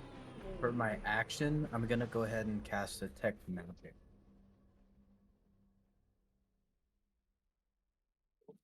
Oh, So interesting. I'm gonna be Okay. concentrating on that for my total action. As you cast Detect Magic, you see two schools of magic emanating from these figures: Necromancy and Conjuration. I'm gonna mention to my party members. I don't think that they're of their own. I think they've been summoned by somebody else. And then to detect where this like source is coming from, like, is there something in those two where like it's pointing me to? Or is it? Your mic is cutting out real bad. What the fuck? Is there anything that I can like detect as far as the source, or do I just see those two? It's like magic emanating. You just see those two. It's 30 feet for Detect Magic. Yeah. Right. You can see a bit of glowing coming from in here. Looks like an item of some kind. Okay. Yeah, that'll be it for me then for now. Okay. That is Aurora now. I'm gonna once again attempt to attack. Okay, make your roll.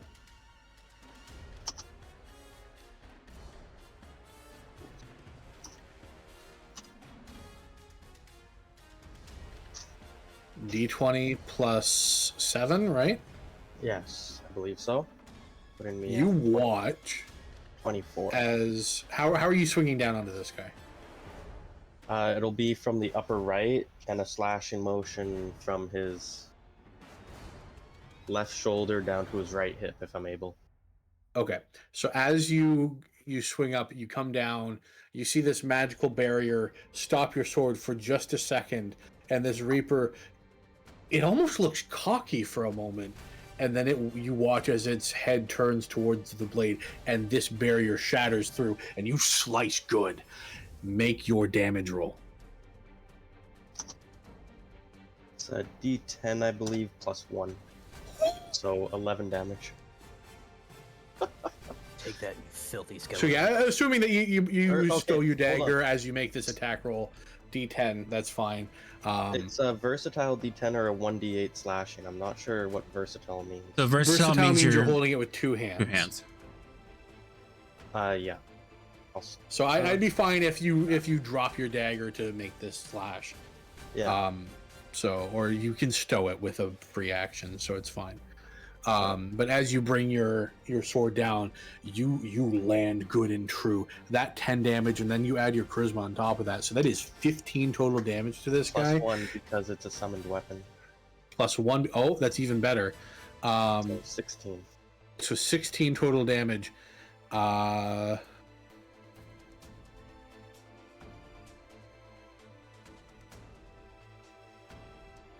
You watch in one fell swoop as this dagger, or this longsword rather, comes down, breaks through this shield. He tries to bring the scythe up. It pushes it away straight through. His rib cage is ripped open, cracked, and starts crumbling.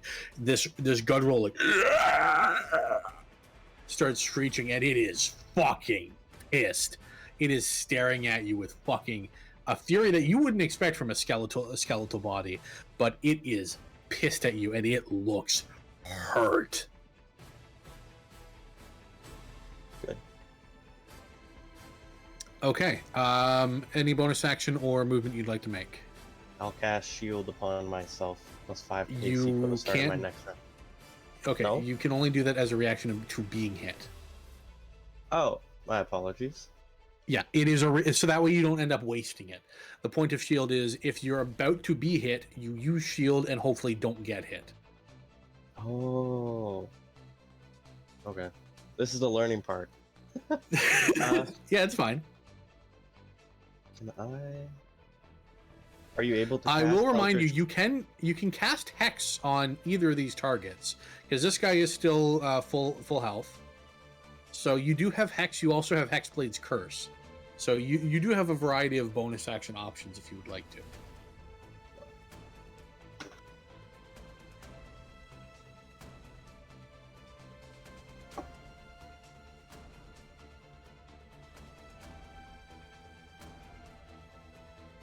It's up to you.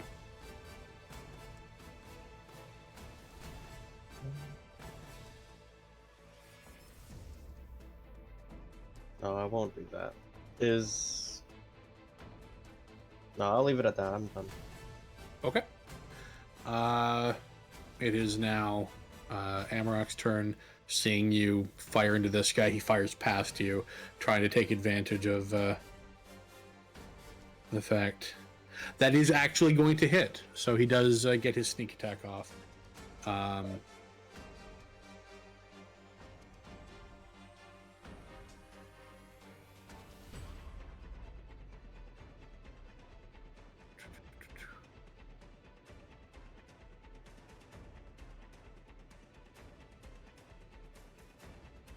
What is sneak attack at level 2? Or level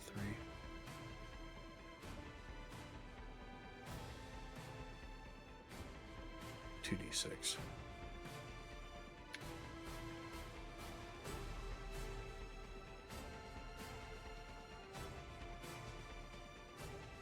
Ten damage. Oh. Okay.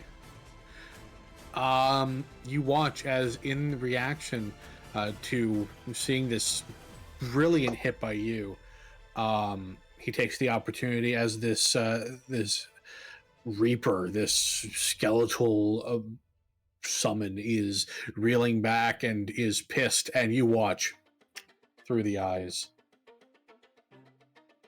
and it drops.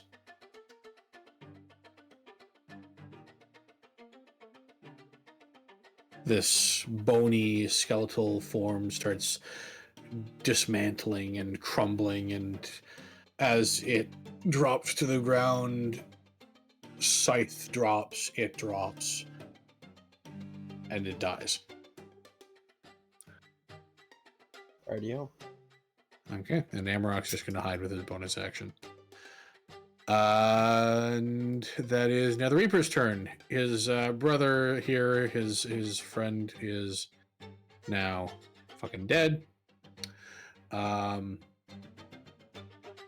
You could imagine, guy's pissed. His little friend over there is dead. He's gonna look over and see that now Mr. Magoo here is nice and juicy looking, and he's going to start moving towards him. You do get an attack of opportunity if you would like to take it, Mordecai. 22 to hit. That hits. As he's going behind, and walking away, he turns his back a little too quickly from you, and you take advantage of this momentum. You deal 11 slashing. That's not too bad. And hold on, let me do math. Okay, you watch as he reels back.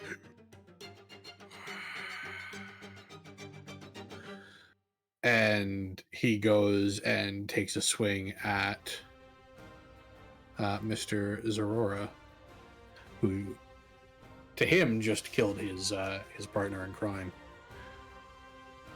And that is going to be a 9 plus 6 for 14. Or 15, sorry. I'm a 14. Okay, so that's going to hit.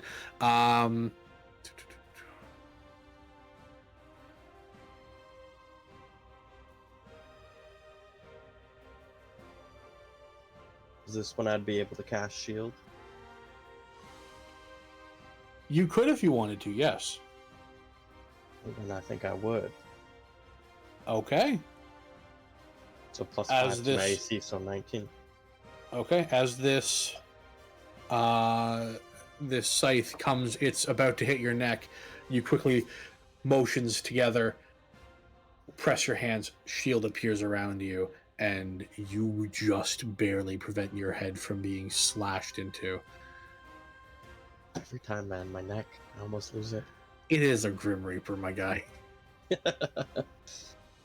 And you successfully avoid 10 damage. So that's fun. Wouldn't have That done is what this. you would have been hit with otherwise. Woof. Okay. So this Reaper again is now pissed. It is staring at you like, why? No, and it now moves on to Mordecai's turn. Okay.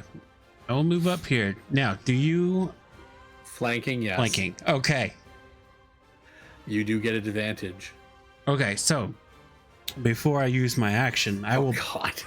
bonus action flourish using a focus point to gain 2 momentum dice. Now, we are going to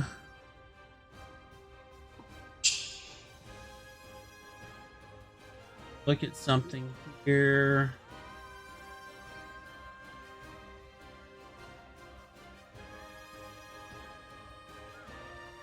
All right, cool. So I'm going to roll with advantage on my attack for a 21 to hit. Meets beats.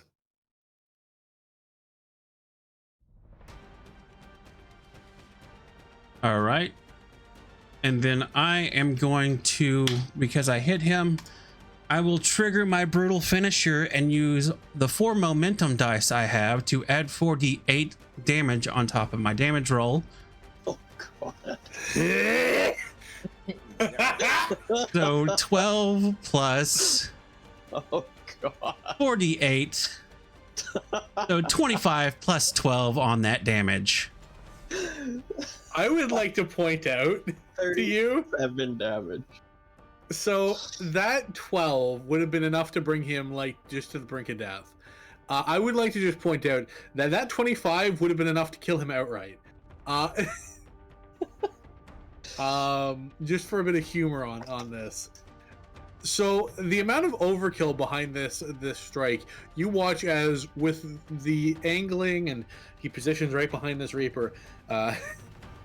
You watch as he brings his sword back, slams it down, and hits it in such a way that it almost shatters the magic itself. Pleiades, you're confused because it looks like he just cast a spell magic on this fucking thing, and it turns to dust. It shatters with the force of this blow.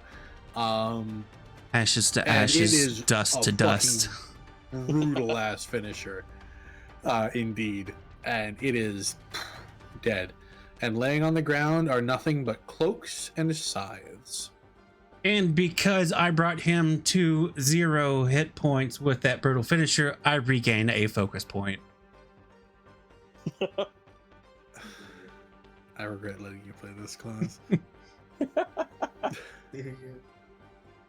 should have said you have to play a fucking paladin, goddammit. Okay. I mean, that would have been equal damage to a paladin anyway. It's fine. Everything's fine. But yeah, no, joking aside, he now falls and drops. All that is left of these guys is, with the guy on the right, is just a pile of fucking bone dust. As well as the cloak and scythe, and then the guy on the left, a half-broken rib cage that is slowly starting to kind of pitter into dust. Once again, the cloak and scythe. I'd like to dust off the cloak and put it on and grab a scythe so we can sell it later.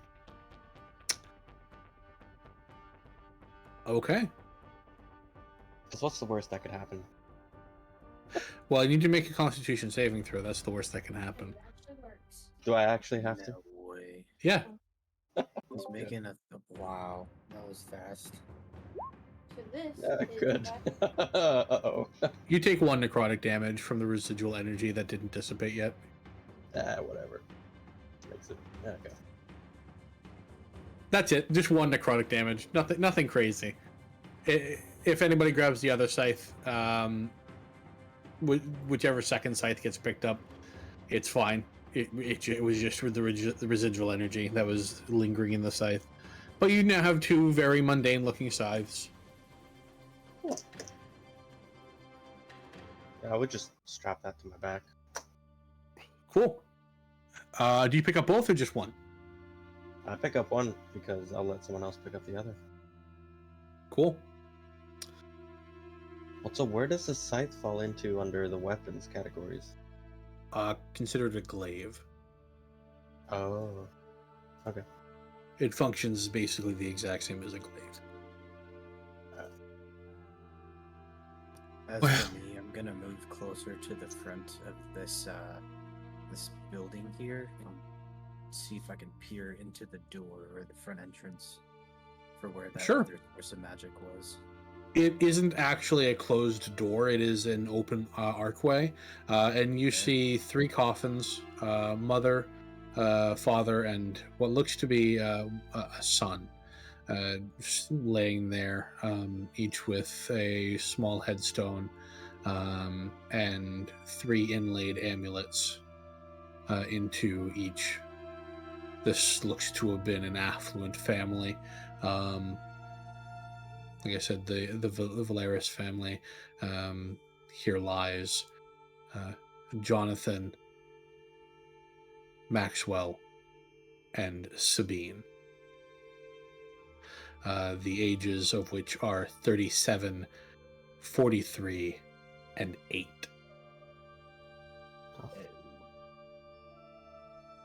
Am I able to detect further of what was pondering these things?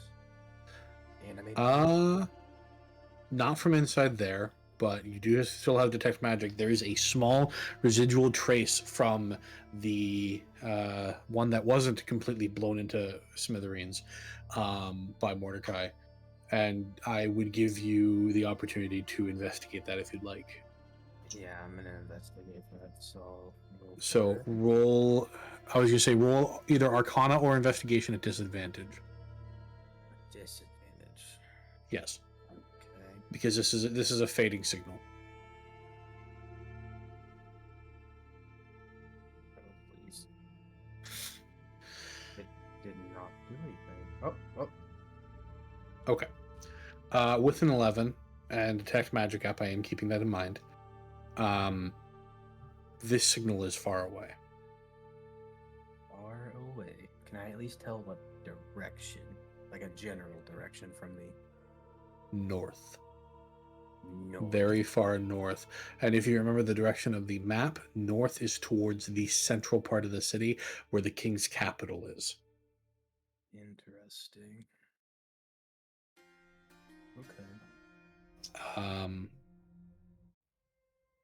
Now, more importantly, if you recall during the session 0, the guards went over a variety of things that are illegal, and some of which that are strictly prohibited. Necromancy being one of them, without proper permission provided. So that in of itself is concerning as well. Being a wizard, good memory. So that also comes to mind as you're looking over these corpses. Okay. That this is very much very illegal. Okay. I'm taking Is a there patch anything of this else we're doing? cloak. Go for it. The only thing you've left intact. And in fact, the way that you cut through this, there's enough that you could just drape it over your current cloak, and it'd fit perfectly. Add a piece to my collection. A fine addition to my collection. An addition to my collection. Alright, Grievous. Okay, so as you you were looking through as well, you noticed that the 3 amulets do slightly glow with abjuration magic that are inlaid into the coffins. That was the trinket that was glowing when you looked through. Ah, Pleiades. gotcha. Okay. So, what you do with that information is completely your choice.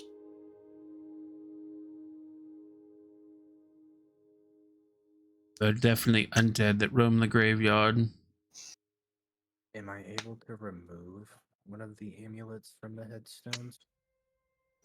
That's mean. Grave That is- robbers already.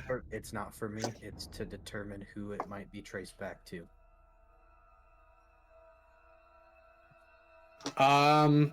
I mean, these amulets look like they haven't been disturbed in a long time, so it would definitely take a bit of doing. But you can pull out the one for the child. Yes.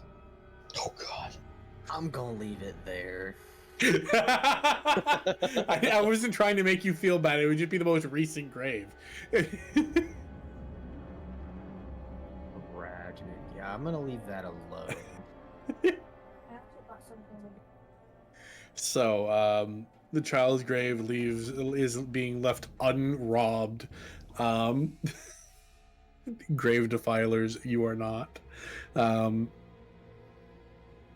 and yeah, the graveyard is now quiet. That musty smell is gone from the air, replaced with a smell of beautiful smelling grass and pine leaves from some of these trees. Well, that takes care of this yard. There's one more, a little bit down the road here. As part of this grave site. Though the smell that was reported was not from this one, have eradicated the problem at this one, so our next step is to venture forth to the other one to see what monstrosities lie in wait for us there. Do you go and head there right away? What is the current time? Current time? Yes. You'd imagine it's probably close to 9 p.m.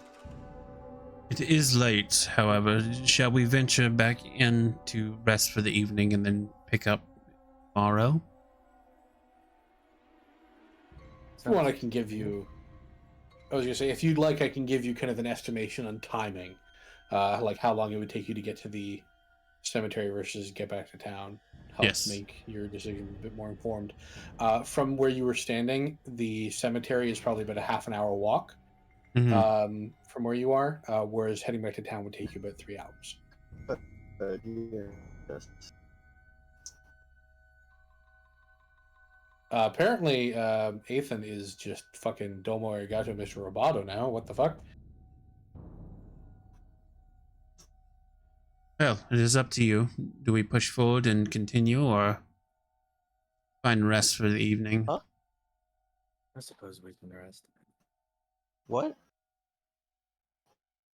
What? Yeah, no, like you are Mr. Roboto.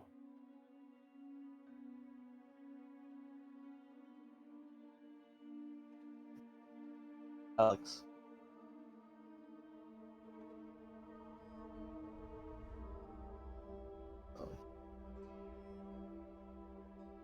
He's cutting out for other people, right? Yes.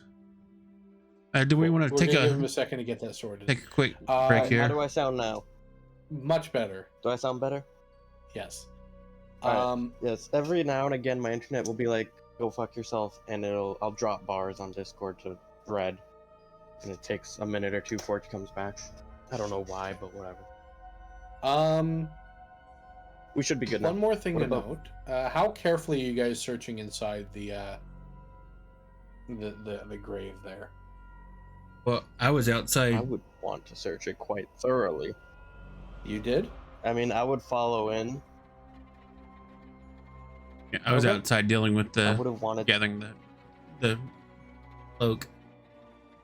Cool. Want to search it pretty thoroughly? You find what looks to be a tribute chest. What is a tribute chest? Kind of like offerings to the gods, out of respect to the people buried. I'll contemplate my decisions. Do I hear any voices? Are you asking? Are you like, Yeah. are Do I you hear any specifically voices? asking him? Yeah, you know what? I'll ask him. What should I do here? I would ponder in my mind, Oh, that's pushing a tendril into the nothingness. He replies with a. Oh, that's messed up. I like that. I mean, it's up to you. Alright, I'll crack it open and see what's inside. You find 50 gold pieces I pocket and that. 200 silver pieces I pocket that. and one oh And one what? oh yes, you're supposed to do that at the beginning of the day. My bad. Do what? Portent Pleiades. For Portent for Pleiades. That is Oh, supposed to be done at the beginning of the day. That's Your my bad. portent rolls. I completely forgot about those. I can just whisper them to you. Yeah, that works. You just send it to me on Discord. That's fine. But yeah, so you get the 50 gold and then 200 silver, and then you also find 1 copper coin. Yeah, I'll take that too. Okay. Cool. I see those. I will rolls. then close the chest and put it back where it was, as if I never touched it.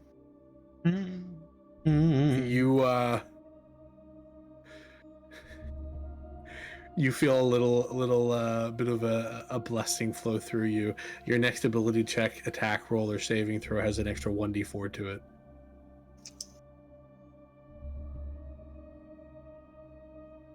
You made a certain someone very happy. Jeez. Encouraging thievery. Hey, look, it's not my fault. He chose who he chose, okay? I didn't choose my god, you chose my god. Well, okay, I kind of chose. I who it was would gonna be. say I gave you Oh, I options. forgot you're a freaking. Oh my god. Man's a What? warlock. Yeah, he's a No. freaking warlock.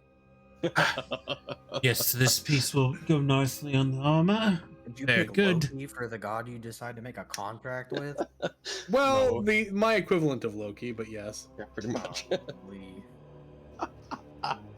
I would make like. They don't a- even know the half of this, Alex. I would Oh, I look know, over, right? It's fucked. This is gonna as be he's, like, so taking these good. things and putting him in his pocket. I'm gonna have like one brow up and look at him like he's putting peanut butter jars in his pants at once. Mordecai's not paying attention. You're watching him as like he's sticking his dick in the peanut butter jar. Yeah, The he's, like, communal peanut butter jar. Extremely like Mordecai. concerning disdain for his actions every time his hand hits the chest. Mordecai doesn't pay note of what's happening. He's just busy harvesting this, Well, this yeah, cloak, because the and man then just secured Mordecai some gambling money, probably. and then I finished this, and like I didn't even know he was messing with the crypt or anything. I get up, I was like, all right, and I pull out the map and like, right. So it's a 3-hour walk back to town, 30-minute walk to the other portion of this graveyard. What say all of you? We can camp out because I can cast alarm on our camp. You can also just rotate a watch. But I'd let's rather not set sleep. up camp inside of the graveyard. Yes. I'd rather not sleep in a graveyard. I think we've got plenty of time for when it's our time. We can You go can go walk out, the gates. walk out the gates, make our way towards the other one, find a clearing, not inside the graveyard, and set up camp for the evening. Sounds great. Shall we? With us. Oh, how do you do that? So you hold on you grab your token and hold it, and hold your left click, and then as you move along, just hit right click to drop a point of where you're gonna walk. Oh. And then after you make your path, you let go, and it follows that path. Like that.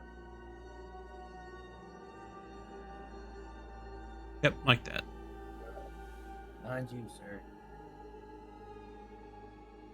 We're just leaving Amarok there. Yeah, I don't know how it works. I think I did it properly. Ish. You're there.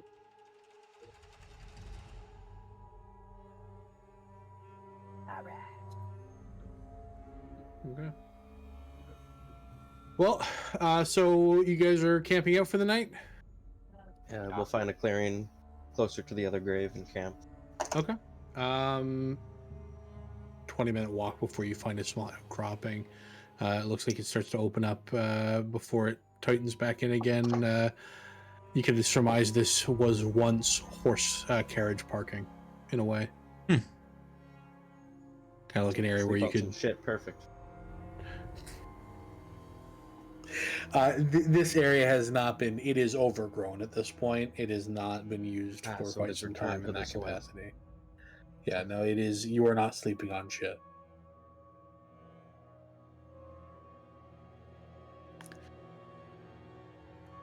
Okay, and as the night carries on, you guys camp out. Are you guys doing watch or alarms, or how are you working this?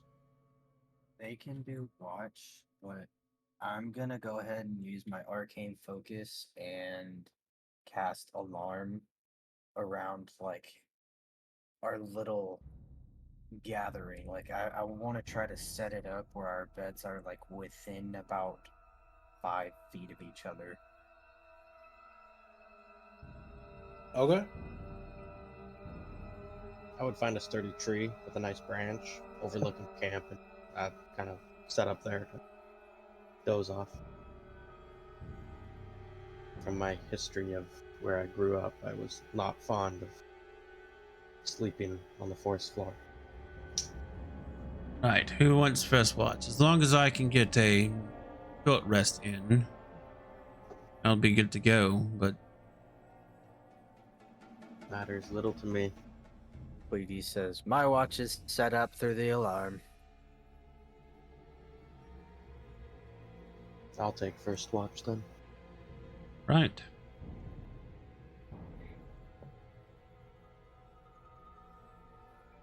Also, if a freaking bird flies through the warding area, it's not gonna wake me up, and I'd like it to be audible. Oh, with the start of this, can we take a quick break here? Yeah, by all Yep. means. Let's call it a 10-minute break, 10-minute recess, or what would you do? What would you guys like? That'll work. Yeah, 10 Cool. minutes should do. Let's call it a 10-minute break. Cool.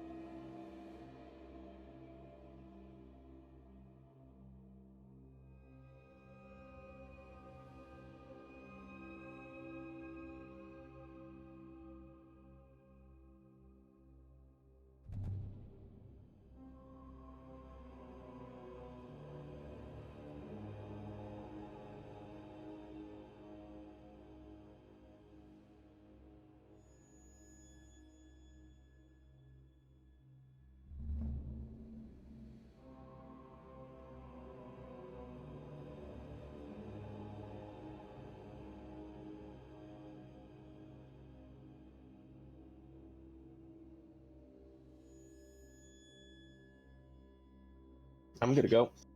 Cool. And we are back, King.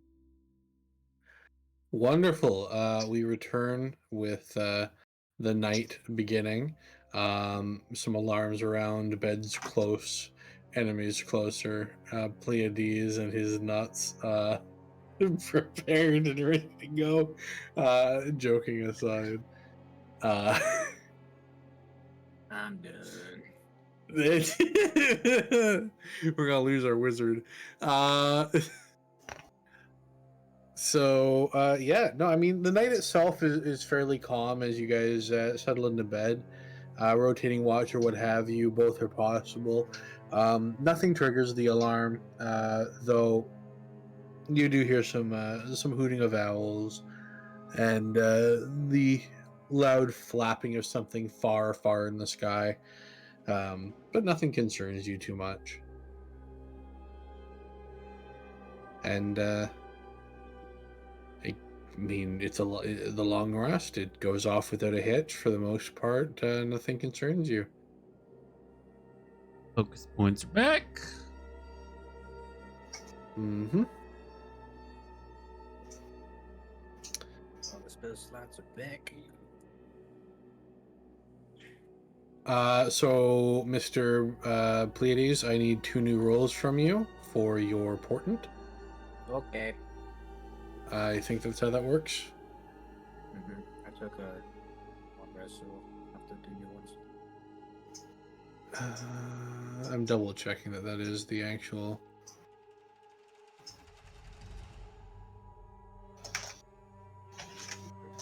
Portent. Yeah, when you finish, when you finish a long rest, you lose the old ones and gain 2 new ones. Hopefully these don't suck. Well, Well, actually, those last they 2 would have suck. been great for you hitting. Pardon? Well, if they suck, then I can give it to somebody else. Not my problem. Yeah, you either want them to be really good or really bad, and nowhere in between. 9 and 11. 9/11. 9/11, everyone. Hmm. Roll a 9/11. He literally got it right in the middle. The only way it would have been more in the middle is if he got 2 10s. Honestly, I mean that's not bad. You can make someone miss with that, probably. I mean, Oh, I sure can. or make them fail a saving throw. Got the gold.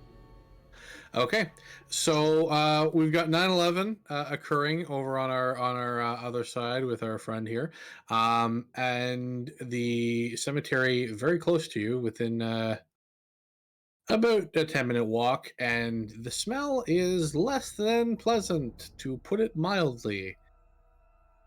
Yep, this is the graveyard which they spoke of in the quest.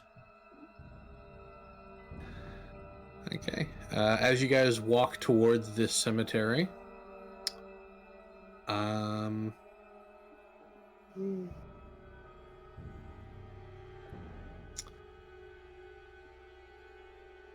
it is very heavily shrouded by a lot of cover, large tree cover, even above the trees that are kind of in the graveyard. So as you're approaching, it is still relatively dark, all things considered. It is very overgrown, very kind of dingy and musty smelling. Let's get some people over here. Very dingy and dusty smelling, and this putrid, violent smell. I was gonna say that it needs to be there. This putrid and violent smell is ever present and kind of looming to the back, where there is once more very dark, kind of shadowy blobs in the back, though you don't actually see any figures within. You see something at the doorway, though.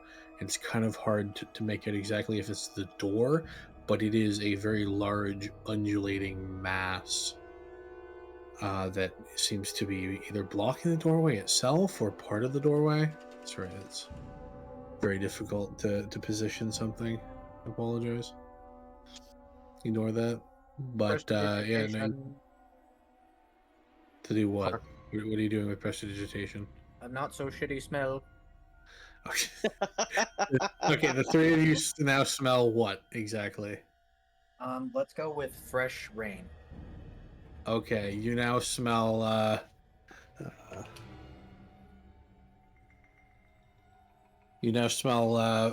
the very pungent smell of petrichor in your nostrils.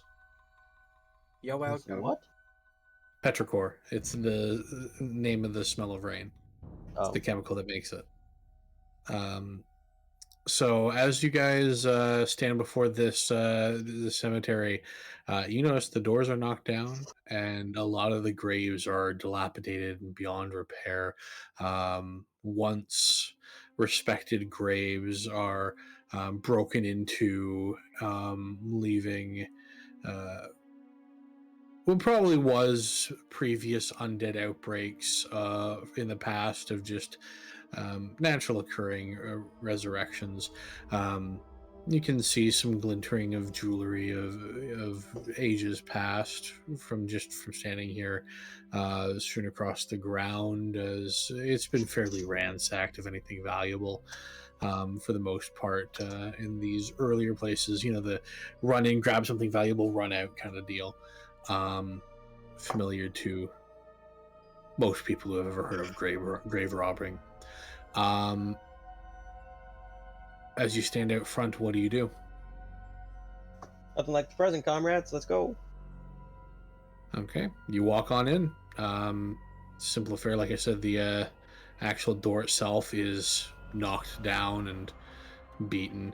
And as you walk into the cemetery, as if on cue, you notice that it may have just been a trick of the eyes over here, as there is, in fact, an undulating pulsing mass.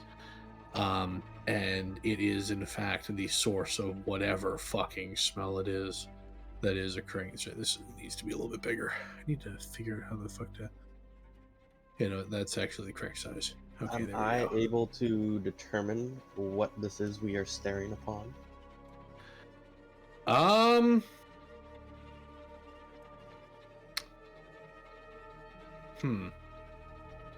Probably not, but I'll give you a shot. Yeah? Go ahead and make Arcana check. Arcana. What the hell is that? Either Arcana or you could do Nature. Arcana or Nate? Oh. It doesn't matter. They're both 0. Good. The Oh, you have 17. Arcana or Nature.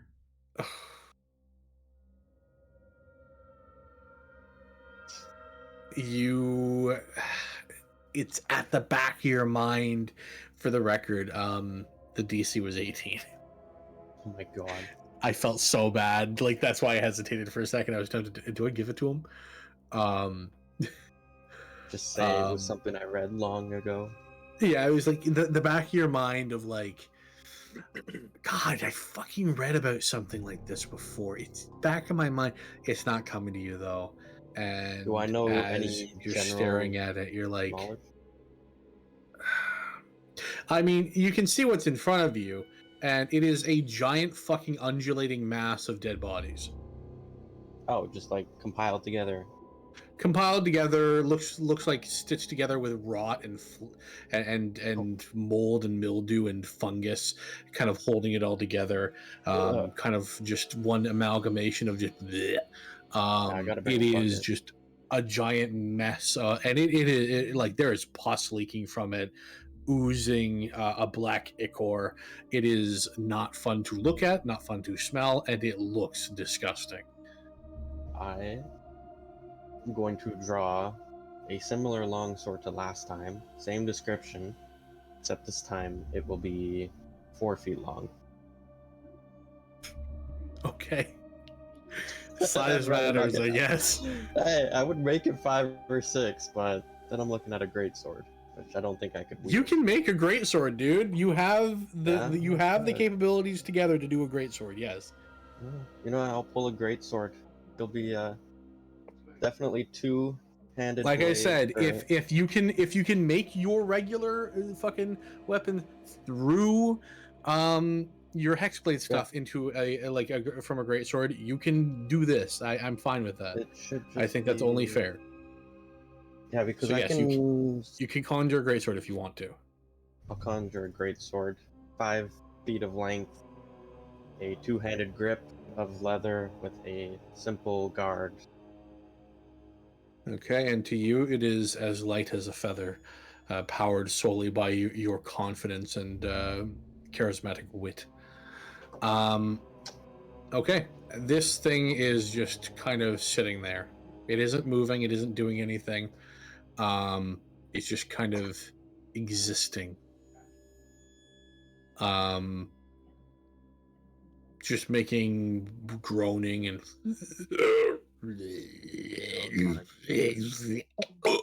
sounds. Mordecai, what are you thinking here? Well, it seems that this is the source of the issue. Clearly, yes. You watch as it slowly moves over to some of this plant mass. You see it grow a little bit. Well, It is wretched. we took the job. Might as well finish it, right? Should we try and flank it, or do we do a head-on attack? Now, I'm going to say, Mordecai, specifically you, quickly, I would like you to make a history check with advantage. Okay. Solely because you deal with undead very regularly. Okay. And will my Eldritch Hunter be added to this? Yes. All right, so that'd an be extra +2. 16, 18. Okay. So as you're looking at this with the kind of realization that, this is a thing. They aren't normally this beefy. They aren't normally this big. That's the only thing you get, is that this looks bigger than normal for like an amalgamated flesh pile. I don't remember them getting this big from my time dealing with undead. This seems. Put it in perspective. It is almost to the size, to that size that I've just updated it to. It is almost there. For the purpose of, because D&D won't let me without being pissed. Oh, actually, I can make it. It's kind of like halfway there. It is getting larger as you're just watching it. As it's kind of picking up plant mass and some of the old bones that are strewn across the ground and amalgamating it into its flesh. I think that as it picks shit up, it gets bigger. Looks that way, yes. Shall we just attack? I think that's the best Or option. keep it at range, or do we want to flank it? Well, I have Do a no surprise range, so attack. we need to try to get in there and take it down as quickly as possible before it gets too big. Do you want to try and hide behind that bench, and I can attempt to attack it with an Eldritch Blast, and then you can try and get behind it? I could try to sneak up on it, though I don't think I'm that sneaky of a person. You can tell. You can just tell me what you want Amarok to do, and I will put him to what he's doing. Just so you know, like, If Amarok would go and hide somewhere, I would say, and try and just okay. keep it at bay. I mean, this Amrock, thing. become one with the shadows. Become. Actually, I can do that. I gotta be careful here. So he comes to about here, and is hiding behind this this pillar here, in the shadows. Okay. Trying to keep to the edge of his range. Yeah, that works. Well, if two of you want to try to hide or so, and then we'll distract it while you get into position. 'Cause I can hit it from here. Not me. I have to get up and close personal. This will be I'm sure fun. if I attack him, he will be coming quite quickly. If you try and hide behind that tree or in the branches, then maybe you can Yeah, get I'm a not nice jump. really one for hiding, so Well, if you want to meet him up front with me, we can make that work. game on.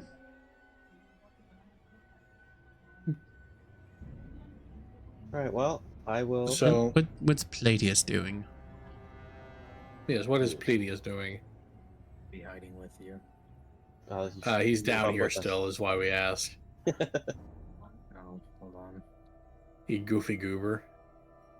You okay? Having browser issues with Google Chrome, but I think I fixed. Ah, cool. Okay. I'll move you up to alongside Zora for now, and then you can adjust yourself as you need. Alrighty, well, Okay. great sword in hand. I will cast Eldritch So, Blast. here's the thing. As you guys approach, Oh god, here we go.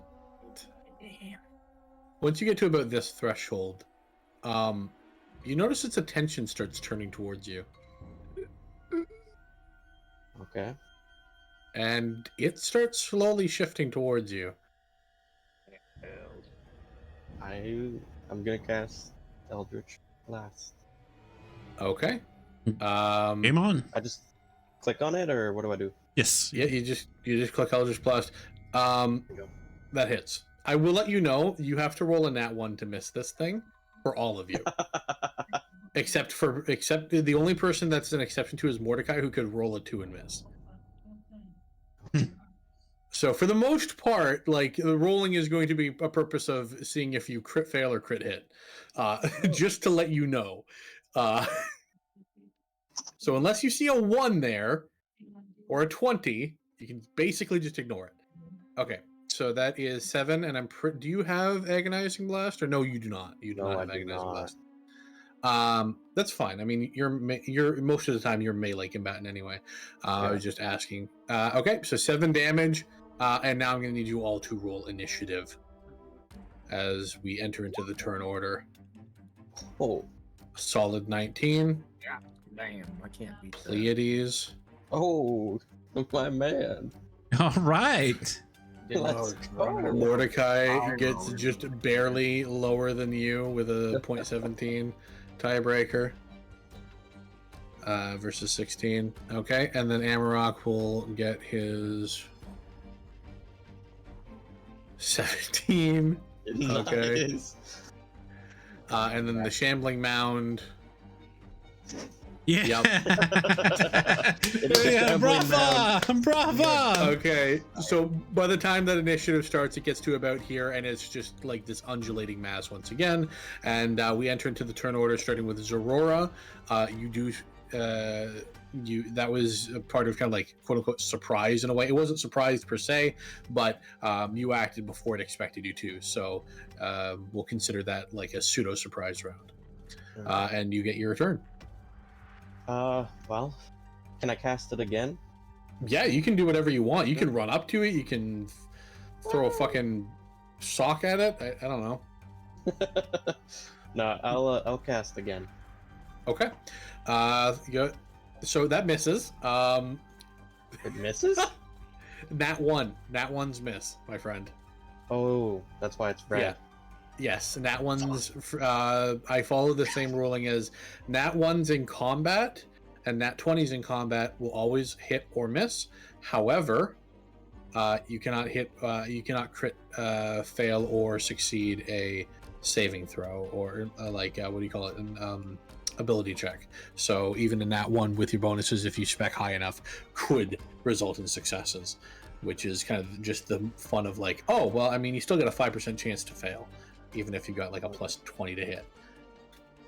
I'm also assuming that plus 1d4 to the next attack or saving throw has expired from that last one, right? Probably. No. Oh. Would that change the outcome here? No. No.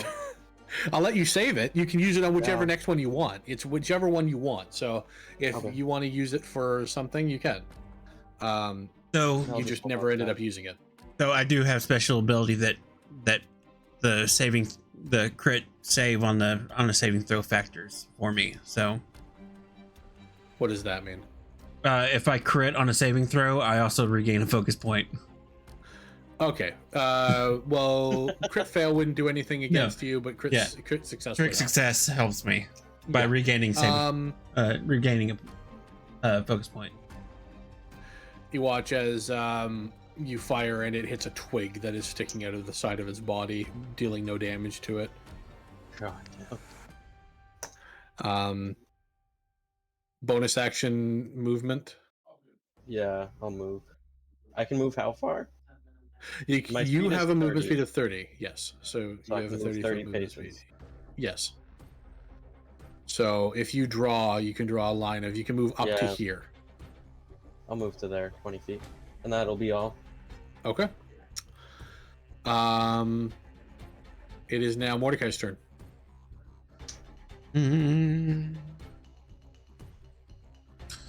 We'll move to there. We'll bonus action flourish to gain 2 momentum dice. Mm-hmm.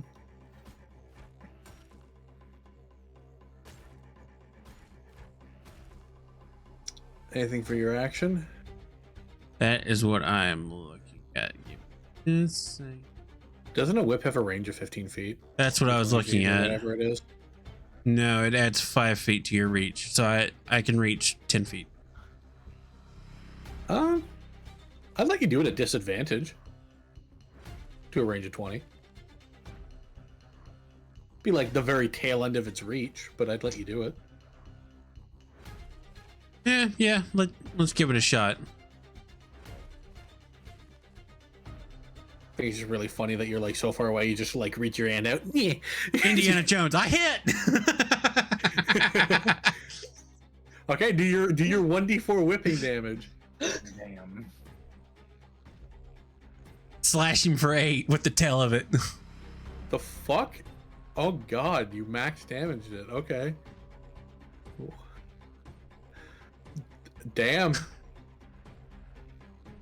Okay, so you're thinking, oh god, this isn't gonna do much. You smack it, and it takes a small piece of skin off. It actually did something. It's like, Oh. Would you look at that? Okay. Bonus. You've done your bonus action. You've done your Yep. movement. You've done your. That's okay, it. So that's your turn. It is now Amrak's turn. He is going to fucking, unfortunately, because of how this thing works, he can't benefit from sneak attack. So he's just gonna fire. And he hits. Fucking whoop-de-doo. The only one that's missed so far. 9 damage. This sinks into the fat of it, and it starts absorbing The arrow. the wood around the arrow, the organic material, and sucks it into its body, and it grows about a centimeter. Huh. Doesn't heal or anything. You don't see any wounds closed per se, but it just gains about a centimeter worth of mass.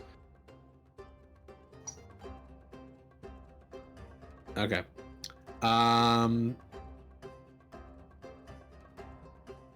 He's going to just move around to the back of this tombstone here. Actually, he wouldn't have enough movement for that. He'll move to about here. That works. And then we'll call that his turn.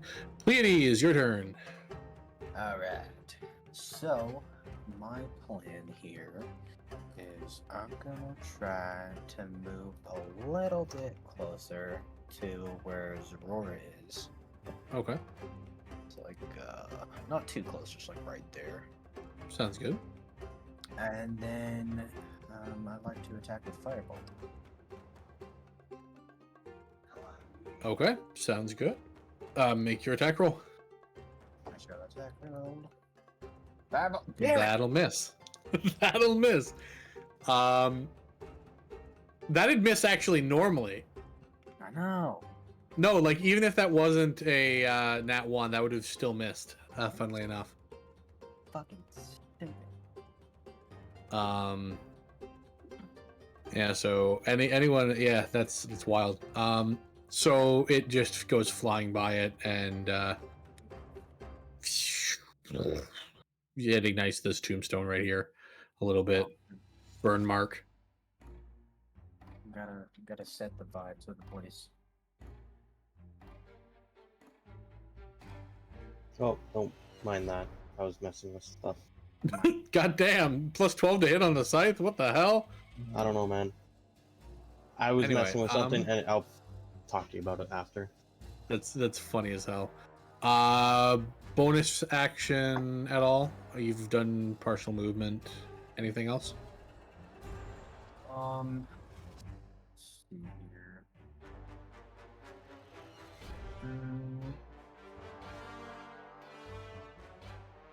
Nah, I think I'm good. Okay.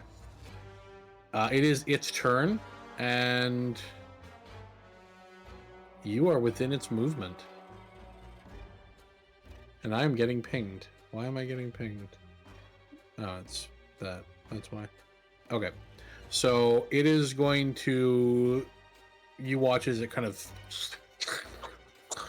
slurps its way over to you and is now looming over you. Let me double check its attacks. Okay.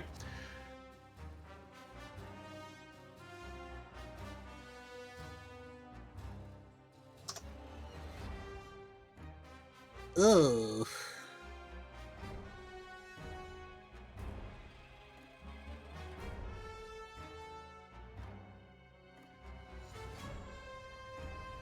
So that is a 6 plus 7 for 14. Does not hit. Or that would be 13. Then a nat 1 for its second attack. Does you not watch hit. as this thing... Whatever the fuck sound that was. But no, it reels up its fucking like groaning body. First fist comes down directly to the right of you, cracks the concrete beneath you. Another hand comes down, cracks the concrete beneath you, and misses both times. I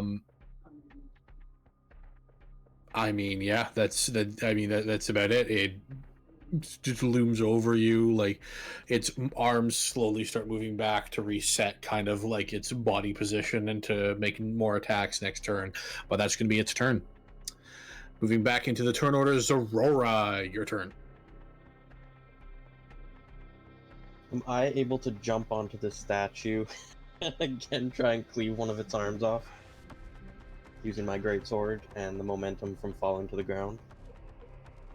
Like, would you like to leap on and use it as momentum into slashing it, or do you want to stand on it? I want to jump onto it and then be able to jump off of it to try and cut off one of his arms.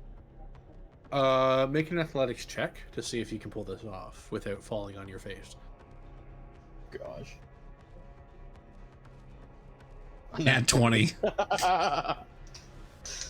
I'll take that as I can. I was treating this as your attack roll too. That's what's horrifying. So this is going to be a crit for you. You do this with such efficiency. You run up. You can describe your flourishes as well. But you run up, grab onto it, thrust yourself forward, leap off. You come down and you slam right into its shoulder blade, for a fucking critical hit. Really? Yeah. Good job. That fucking good luck. Goddamn. Okay. So then that would be roll 2d6. So that would be 2d6 plus 2d6 plus 5. 2d6 Or plus 6. Plus Because 2d6 plus one weapon. Plus 6, you said? Yes, plus 6. That's your modifier. Because you get 5 from your charisma and 1 from your weapon. Oh, yeah. It's a summoned weapon. 24 damage. Holy shit. Okay. I got it. Yeah, I mean, you bring down with the force of 1,000 fuck yous, pulling off this acrobatic maneuver, this barrel roll through the air. You slash down into its arm. You don't sever it. It's far too meaty for that, but you can definitely tell you've done some damage, to the point where next turn it is not swinging with any form of accuracy. Its next attack roll is going to be at disadvantage. Radio. So, holy shit, that was fucking badass as hell. Additionally, you gain inspiration. I'm already maxed out. Remember, we have an inspiration channel. You can get up to 4 points of inspiration at Oh any yeah, given that's time. right. So you are not maxed out. And it does what? Inspiration does which? You can re-roll any one roll. Oh. It has to be I'm your messing up roll, wrong. though. So if you miss an attack, you can re-roll. All right. Sounds Okay. good. So yeah, I mean, aside from being an utter badass, you're now standing in front of this thing, and it turns its fucking undulating body towards you to see what just hit it. And I mean, I'll just stand there with a grin on my face. that looks like it hurt, from what you can see. Okay, No that bonus is action. your. Oh, your bonus action. Your bonus action. Yeah, no, I'm not doing anything. Okay, I'll just laugh maniacally at it. Mordecai, your turn. Can I get onto this bench and flank? Yeah, easily enough. I'd say there's actually enough room. Okay. For you to do that. And we will rotate to there. Bit of a And- tight squeeze, but if Yeah. you're standing on the top there, you could definitely do it. Yep. And then we're going to attack with advantage for a 13. That's gonna hit. And that's 10 slashing. Okay. Bonus action flourish to gain 2 more momentum dice. And that will be my turn. Okay.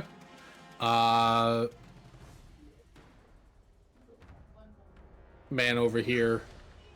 Since you guys are both flanking, he can get advantage. Pretty sure that's how that works, so long as there's someone within range. If not, oh well. That hits.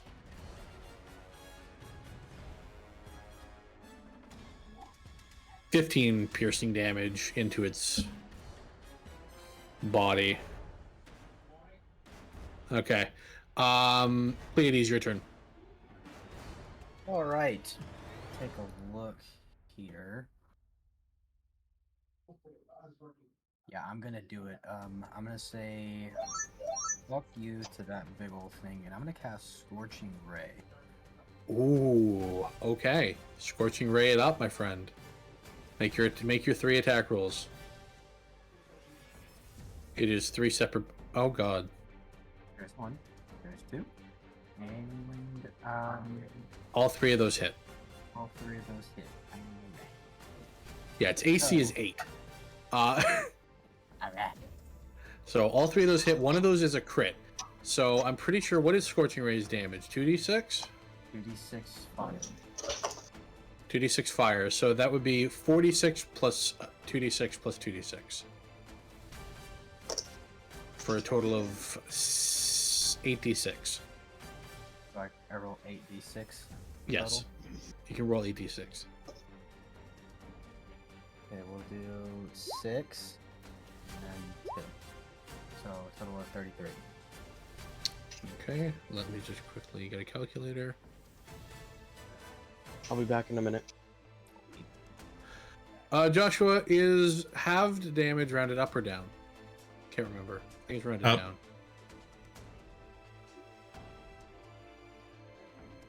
No. I thought halved damage was rounded down. Yeah, For it's benefit right. of the defender. Rounded down. Okay, so you watch as this column of fire essentially just slams into the center mass of this, one scoring a pretty nasty hit as the flesh being undead and basically already rotted shrugs off most of the effect of the fire. You can assume that it is resistant.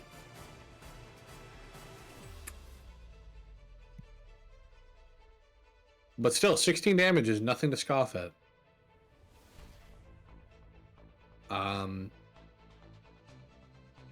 Bonus action movement. Anything we're doing from that front, Pleiades? I stepped away. Okay. In that case, it'll be the undead Shambling Mound's turn. With its injured shoulder, it is going to make an attack against Zorora with disadvantage.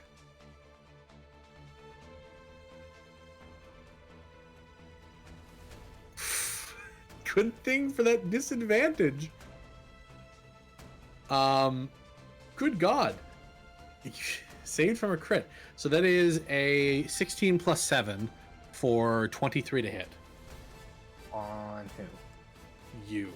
The Zorora. Silver barbs.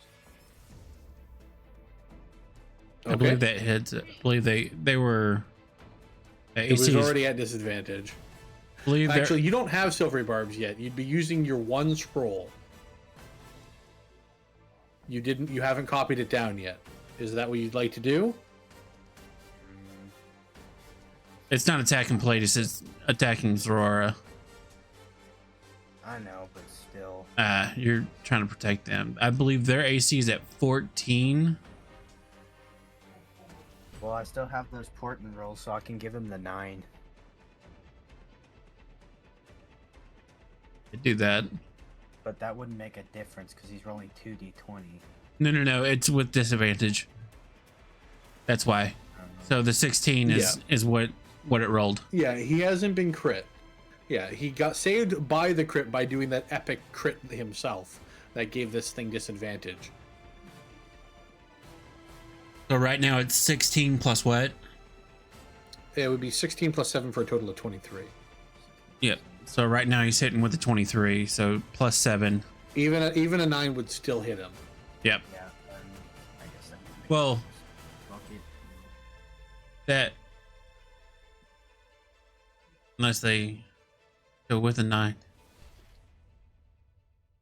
Give him a 16, but 16. then if he popped his shield, then Yeah, it would depend on what he does. So yeah. we'll wait for him to come back. I'm going to ping him and be like, you're being clobbered. Turn. You're getting bonked on the head Huh? really hard. Hi. Oh, there you are. Hi, you're Sorry. being I just bonked on had the to forehead. I just have to take the catching up ferry to bill us. to my dad. Yeah, What you're happened? fine. You're being bonked on the forehead by a very angry shambling mound. I got very lucky with disadvantage.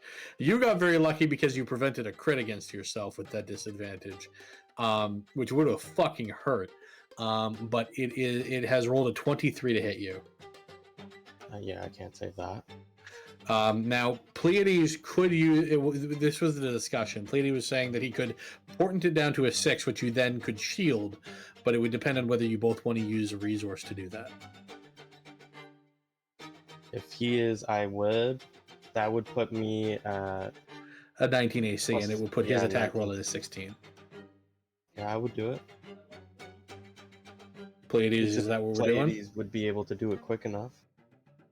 Yeah, because I'd be able to protect him from that point. Okay, cool. I'll cast So this is, as you watch, this is time bending to your will. As Pleiades reaches his arcane magic together and bends fate into entropy. And this hit, you watch as time slows for a second, the arm moves to the right, just a smidge, and it is enough for your shield to interpose itself and block this hit.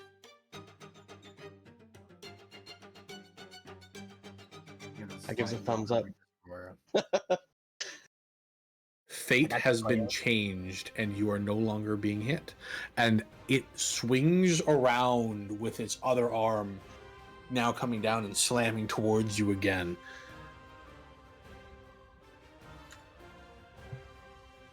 That will miss. Oh yeah. It paid off. Yeah, no, that very much paid off. Right on. It is pissed. I mean, as pissed as a mound can be. It's like fucking undulating towards you. It now, you can tell, no insight needed. It sees you as its primary target. You are the biggest threat to it on the battlefield at the moment. I'm good. Okay. That'll be its turn. Zorora, your turn again. Retaliation I will, for it nearly smacking you in the forehead. Um, I will elegantly flourish my greatsword as if it weighed nothing to bring it down, try and cleave from shoulder to hip, right to You do left. have advantage because you are flanking with Mr. McGoober here. Alright, so it's still a d20, but what do I add to Slash it? Right? roll 2d20. Oh. And then you take the higher. Sure. So 14, that'll hit. Roll your damage. Which is 2d... 2d6 plus 5. Or 2d6 plus 6, sorry. 14. Yeah, that takes a sizable chunk out of its skin. And yeah, it's looking a bit rough now. Not quite yet bloodied, but it is looking rough. By the way, for the two new guys, bloodied means that it's at half HP. Okay. But it is not quite bloodied. It is definitely close. Okay. Bonus action movement, anything?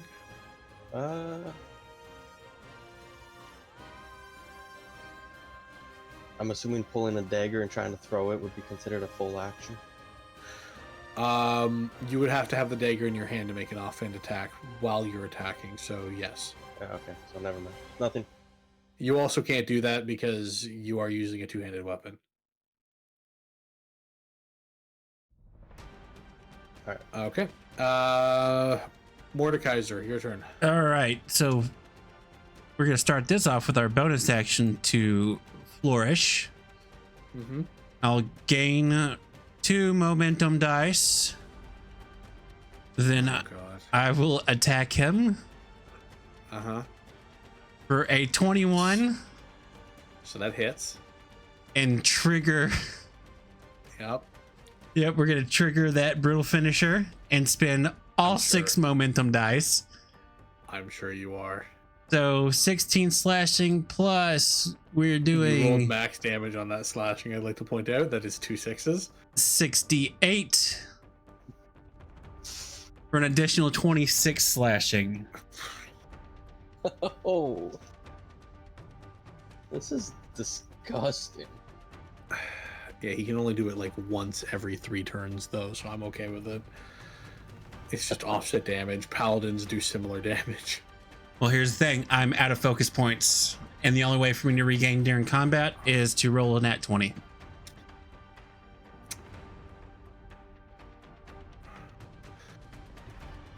Okay, so in this one blow, you watch as you lop off a large portion of its stomach, and it is now bloodied in that one hit.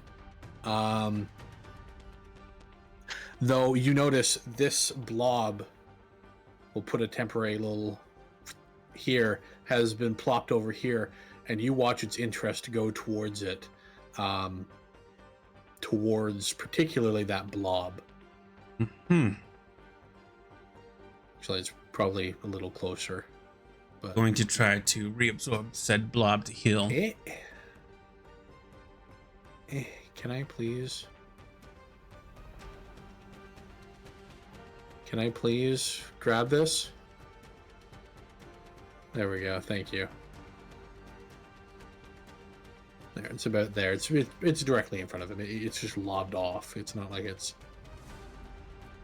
you know, a.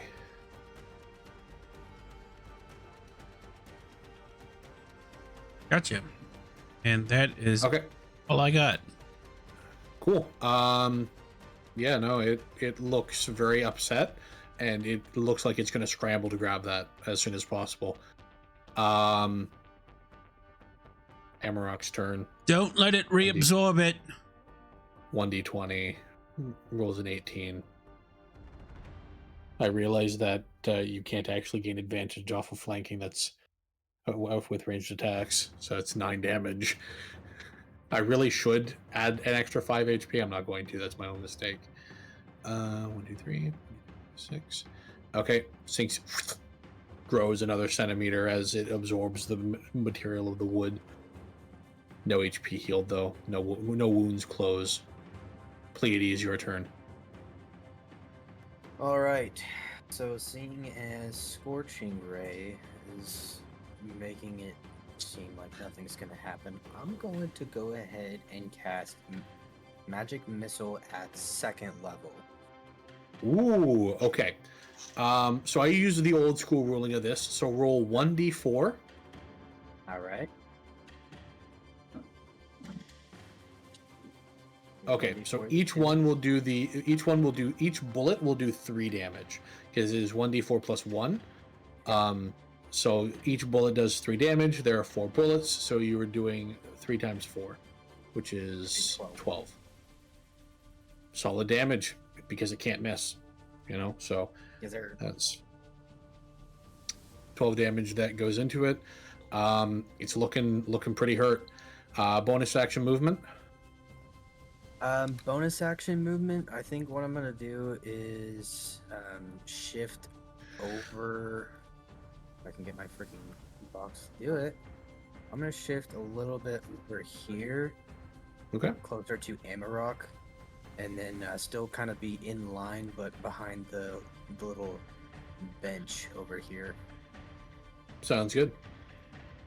Okay. I'll end my turn. You watch as now it is the Undead Mound's turn, and it moves over its body part and absorbs it back into its mass. And you watch as its form repairs itself slightly.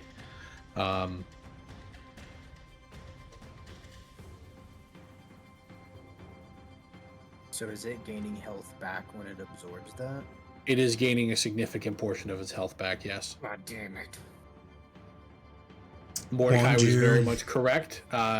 It looks to have healed a large portion of damage. Anybody can make a free insight check to tell how much. I will tell you if you beat a 15. I got 7. I didn't turn off advantage roll. I was going to give you advantage anyway because it's Oh. undead. So I got you. All right, so 21 plus 2. it gained about 60 HP back. Oh, nah. Brother, we're cooked. And you can surmise that any further body parts, if it's reabsorbed, the necrotic energy will mend itself once again. I will look around and try to get the blob knocked out again. I have an idea. So as it's done this, it's going to turn to Mordecai, who's most recently hit it with a lot of damage. Let me quickly get rid of that little blob thing. And it's going to make its attacks against you, Mr. Mordecai. There's an 8 plus 7 for 15. Nope. And 10. Nope. It's rolling like shit, so it misses both, and it misses both. That ends its turn. Aurora, your turn. It's now just healed, so a lot of the damage that's been done has been healed in the wake of it reabsorbing the mass into itself. What do you do? I'm gonna look at trying to lob off one of its arms. Okay. There's already a deep gash in terms of itself, so I'd say that you've got a good chance of doing it on this swing. I will say that it's only possible if you crit, Okay. because you're actively dismembering it. Yeah. You were saying that critting? What was that, Alex? What was that? Damn it! Okay, roll your damage. Roll 2d... 4d6 plus 6. My fucking dog. 4d6 plus 6. 24. The exact same amount of damage you did last time. Yup. Okay. He said, "That's Good it." work. I bet. Okay. As fate Hold my just beer. loves stroking your cock right now. How the fuck? It's only possible on a crit. Immediately crits. Okay. So as you ready yourself, you realize there's an opening. You bring yourself. You swing down, and it is more than enough force. You cleave this arm clean off. Its movement is reduced by 10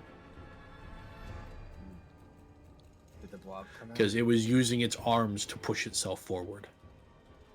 Interesting. That is what you gain. Would it be able to reobtain this blob? Oh, This arm? that arm is sitting right about here, but it is behind you. So you do have the opportunity to play keep away with the arm. And Where is the arm? We'll put a little right here. Cool. You created enough force to kind of push the Send it damn thing flying. about here. You lopped it So- over the statue.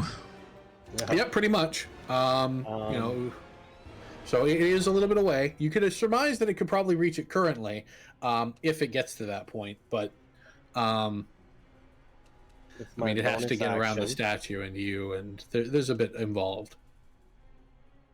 With my bonus action, can I stick my greatsword into the ground and then go for a nice kick on this arm? Not as a bonus action, no. No. No, not as a bonus action. Could I move into a defensive position for the arm where he would have Sure. to get through me to get? You can move. You can move. Well, he'd already have to work his way around the statue, which is half Yeah. movement. So he'd just barely. He'd be spending his entire turn getting to his flesh, Alright. including his action. So you can already surmise that it's going to be pretty damn difficult for him to get there from where he is currently and where you are currently. All right. I'll just take up defensive position. Cool. So that's your turn, Mordecai. Your turn. You just watched his entire arm get lopped off. And we swing. 22. Okay, that'll hit. 13. 13.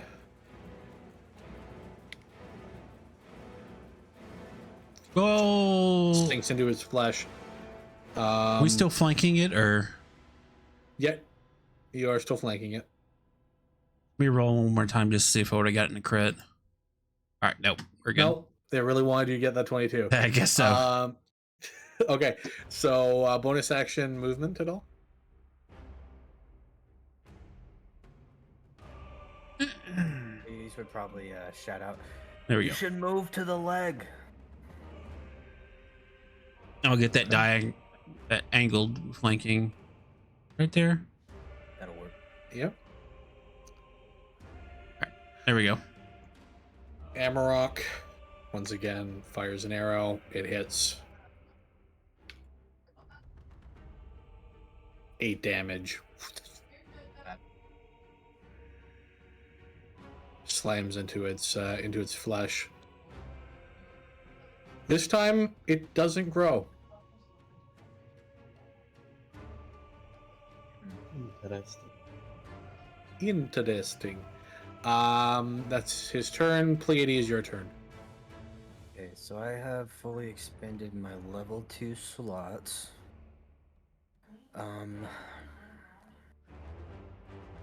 You said his whole arm came off. Yes, his arm is currently sitting here. Okay. Does this creature have eyes?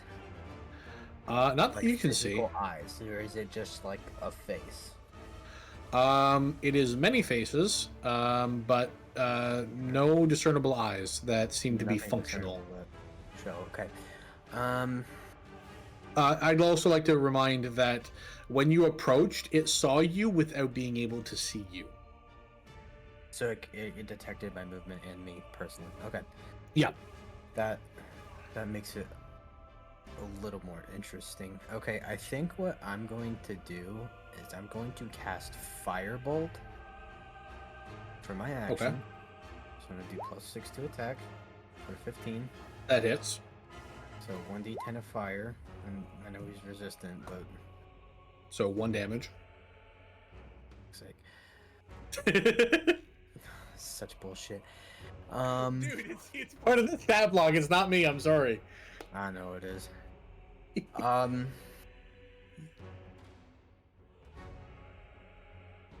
For my bonus action, Okay. I can move up to 30 feet. Yes. Yeah, I know exactly where I'm moving. Okay, I'm gonna move over. If I can get the fucking thing to move. I'm gonna move over here by the lake. Okay.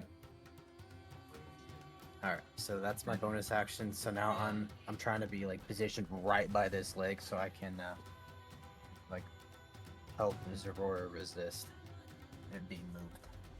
Cool. It is going to make its attempt to try and get to its leg on its turn now. It does see Zerora in the way, so it's basically going to start slurping over the statue, which does inhibit its movement significantly, so it can only move 5 feet, difficult terrain. As this statue starts buckling and bending underneath its weight. Oh, Jesus. Thousands of pounds of flesh warping what was once a beautiful and well maintained, given the age of this area, bronze statue. And it is going to make its 2 attacks against you to try and get you out of the way. Did it move out of my range? Not yet. Okay. Actually, you know what? Fuck it. I'd say yes, because it is like, it's not huge yet. So I'd say yes. Where do you think you're going? Okay, that hits. Stop rolling 13 slashing damage. I assume it's still within my range. Whittle. Yes. It is still within everyone else's range, obviously apart from Pleiades, who is not in its range yet. Okay, so it is making its 2 attacks, 14 and a 3. So 14 plus 7 does indeed hit you, Mr. Zerora. It does indeed. This is going to be the first hit that has actually fucking landed. Oh.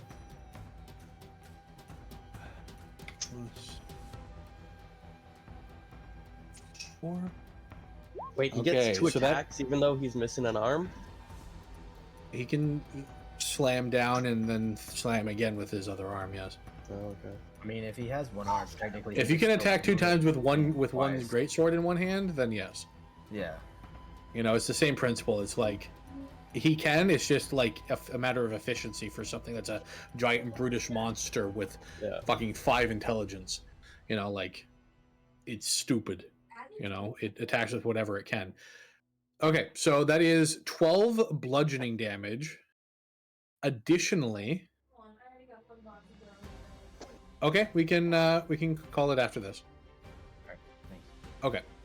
So, and then it has the engulf feature. So long as it is medium or smaller, creature, it is grappled by it. The engulfed target then is blinded, restrained, and unable to breathe. Constitution saving throw on a DC 14. So I need to beat a 14 on a. Oh, actually, no, never mind. If both attacks hit. Oh, okay. Oh, never mind. You are safe from being engulfed. Thanks. Okay. That would have been very bad for you because it is a strength. It is. No, it's a con save for him. It is a con save. Regardless, that is going to be its turn as it is now posturing to try and take its arm back. God damn it.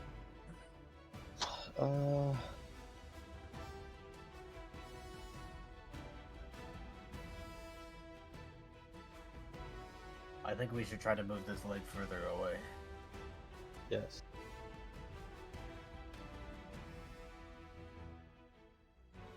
I'm gonna go for the attempt for a nice good goal kick on this leg.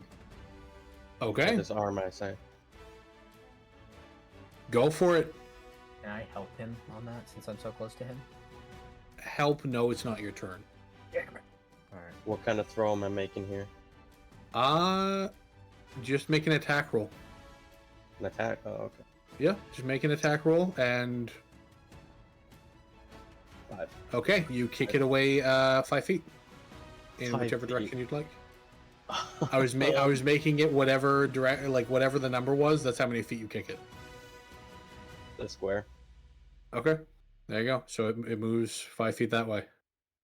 You need to work on them leg presses, man. We don't really have like there's no real like fucking kicking, roll to kick. You know, like there's no precedent for a roll to. Hold on, I need to fucking. Would that qualify as fucking athletics though? Ah, I deleted you both. Oh fuck. Okay. I'm trying to. There we go. Get rid of that. I hope you remember what your initiatives were. Yeah, Yeah, it still shows do. up there.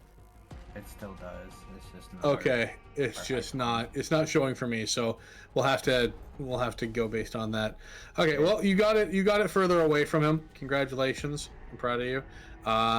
So I was just gonna do like 5 feet minimum, and then half of whatever it was rolled. So, yeah, you got it 5 feet away from him. It is now out of his reach, even if he were to try and move towards it. Is it your turn? I'd like to move back here, 10 feet. Where? Can you see it on the map? Yes, I can now. Okay, Mm. so it makes an attack of opportunity against you for a 12 plus 7. That's a 19 to hit. Ouch. Tough. It hits. For 16 bludgeoning damage against you. Oh my god. Oh. I don't know how much health you have left. Dude. Oh god. Oh god. That's an amount of damage.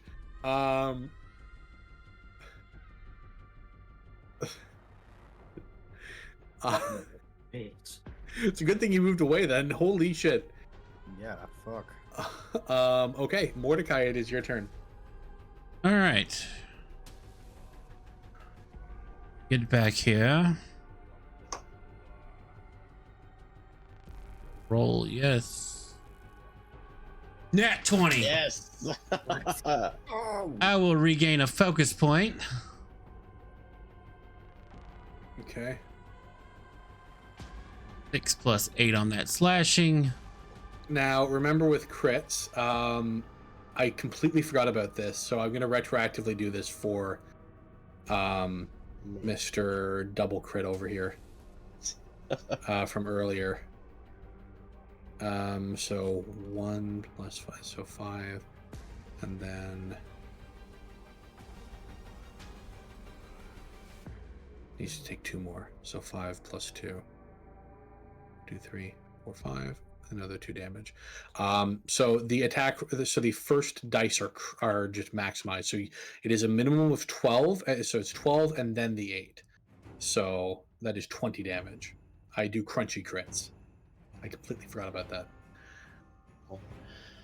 Okay, with this hit, it is looking on the death's door. Its focus is no longer on grabbing anybody else. It is no longer on attacking. It is solely focused on that leg, well, arm. Very good. Then I will. So bonus action, anything like that? Or bonus action movement? I'm going to use my movement.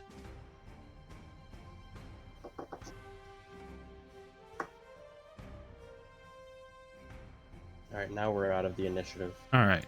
Yeah, no, I moved So- it. That's why it's fine. I remember where everyone So, all right, was. question. So, would I still be in its range if I move to here? Yes, you would still be. Yes. in range. Okay. So, I'll use my You have movement. to have left its range. I was just making So sure you get because bonus it opportunity. because of where it is, it's kind of funny how it plays out. I just want to make sure that's still within its Yeah. range. All right, cool. Mhm. We will move there and put myself between it and its leg Arm. Okay. or arm. Larm. Arm. Okay. You have a focus point left. You could flourish if you wanted to, just as a thought. That's what I was thinking of. I'm going to sit on that focus point for now in case I need to use it for something else. Okay. Amarok fires an arrow. 8 damage. It is now Pleiades' turn. All right. I still have a level 1 spell slot at my hands, so I'm going to use Magic Missile since it doesn't miss. Okay. So that's 3d4. Roll your 1d. Yep, roll your 1d4.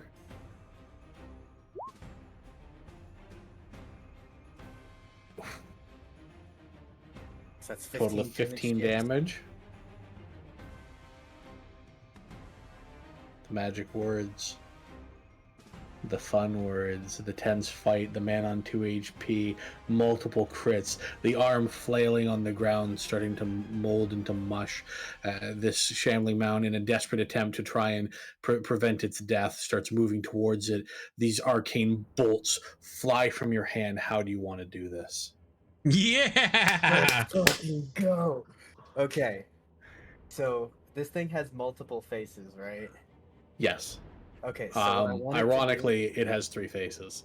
Alright, so ironically, I want each magic missile to extend, and I know for a fact that I can bend these spells because I have the ability to do so. So I want magic missiles hit however you want. Yep.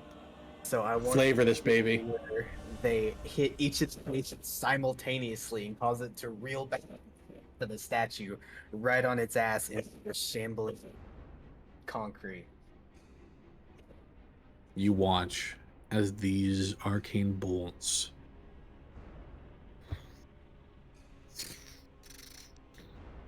fire each from one of your fingertips towards arcing. Each start curving towards its face. At the exact same time, a coordinated strike, its final ebbing portion of its life hanging in the balance, it falls backwards. This was once fully contained writhing mass of flesh now starts falling apart.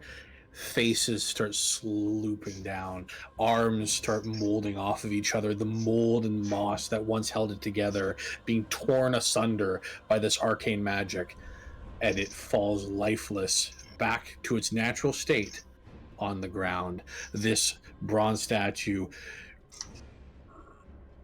groaning a little bit as all this weight is finally being lifted off of it. The statue now permanently disfigured, but it dies. And in front of you is this now sickly sweet smelling rotten flesh pile. And you see some glittering inside. And that is where we were. And says, bigger they are, the harder they fall. Here. And on that badass line, this is where we're going to end the session. We can do loot next week. Yes, sir. That was fun. Fuck, he only died in session 1. Good. It's fine. I said, fucking assist, here we go. Well, that was all fun, gang. Thanks for coming and hanging out, and thanks for an awesome session, Mango. I'd like to ask, what did you guys think of the first session? Do you guys enjoy it? Have fun? Any notes? Feedback? That was a lot of fun. Awesome. Good job. It's like stuff for me to do because I feel like right now. Well, thanks for coming out, everyone. I hope you enjoyed this. We will be back again next week, probably around Wednesday next week, back to the normal scheduled time for this campaign. So until next week, stay awesome, stay fabulous, put in the hard work, because one day it'll pay off. We'll be back one day. Take care, everyone.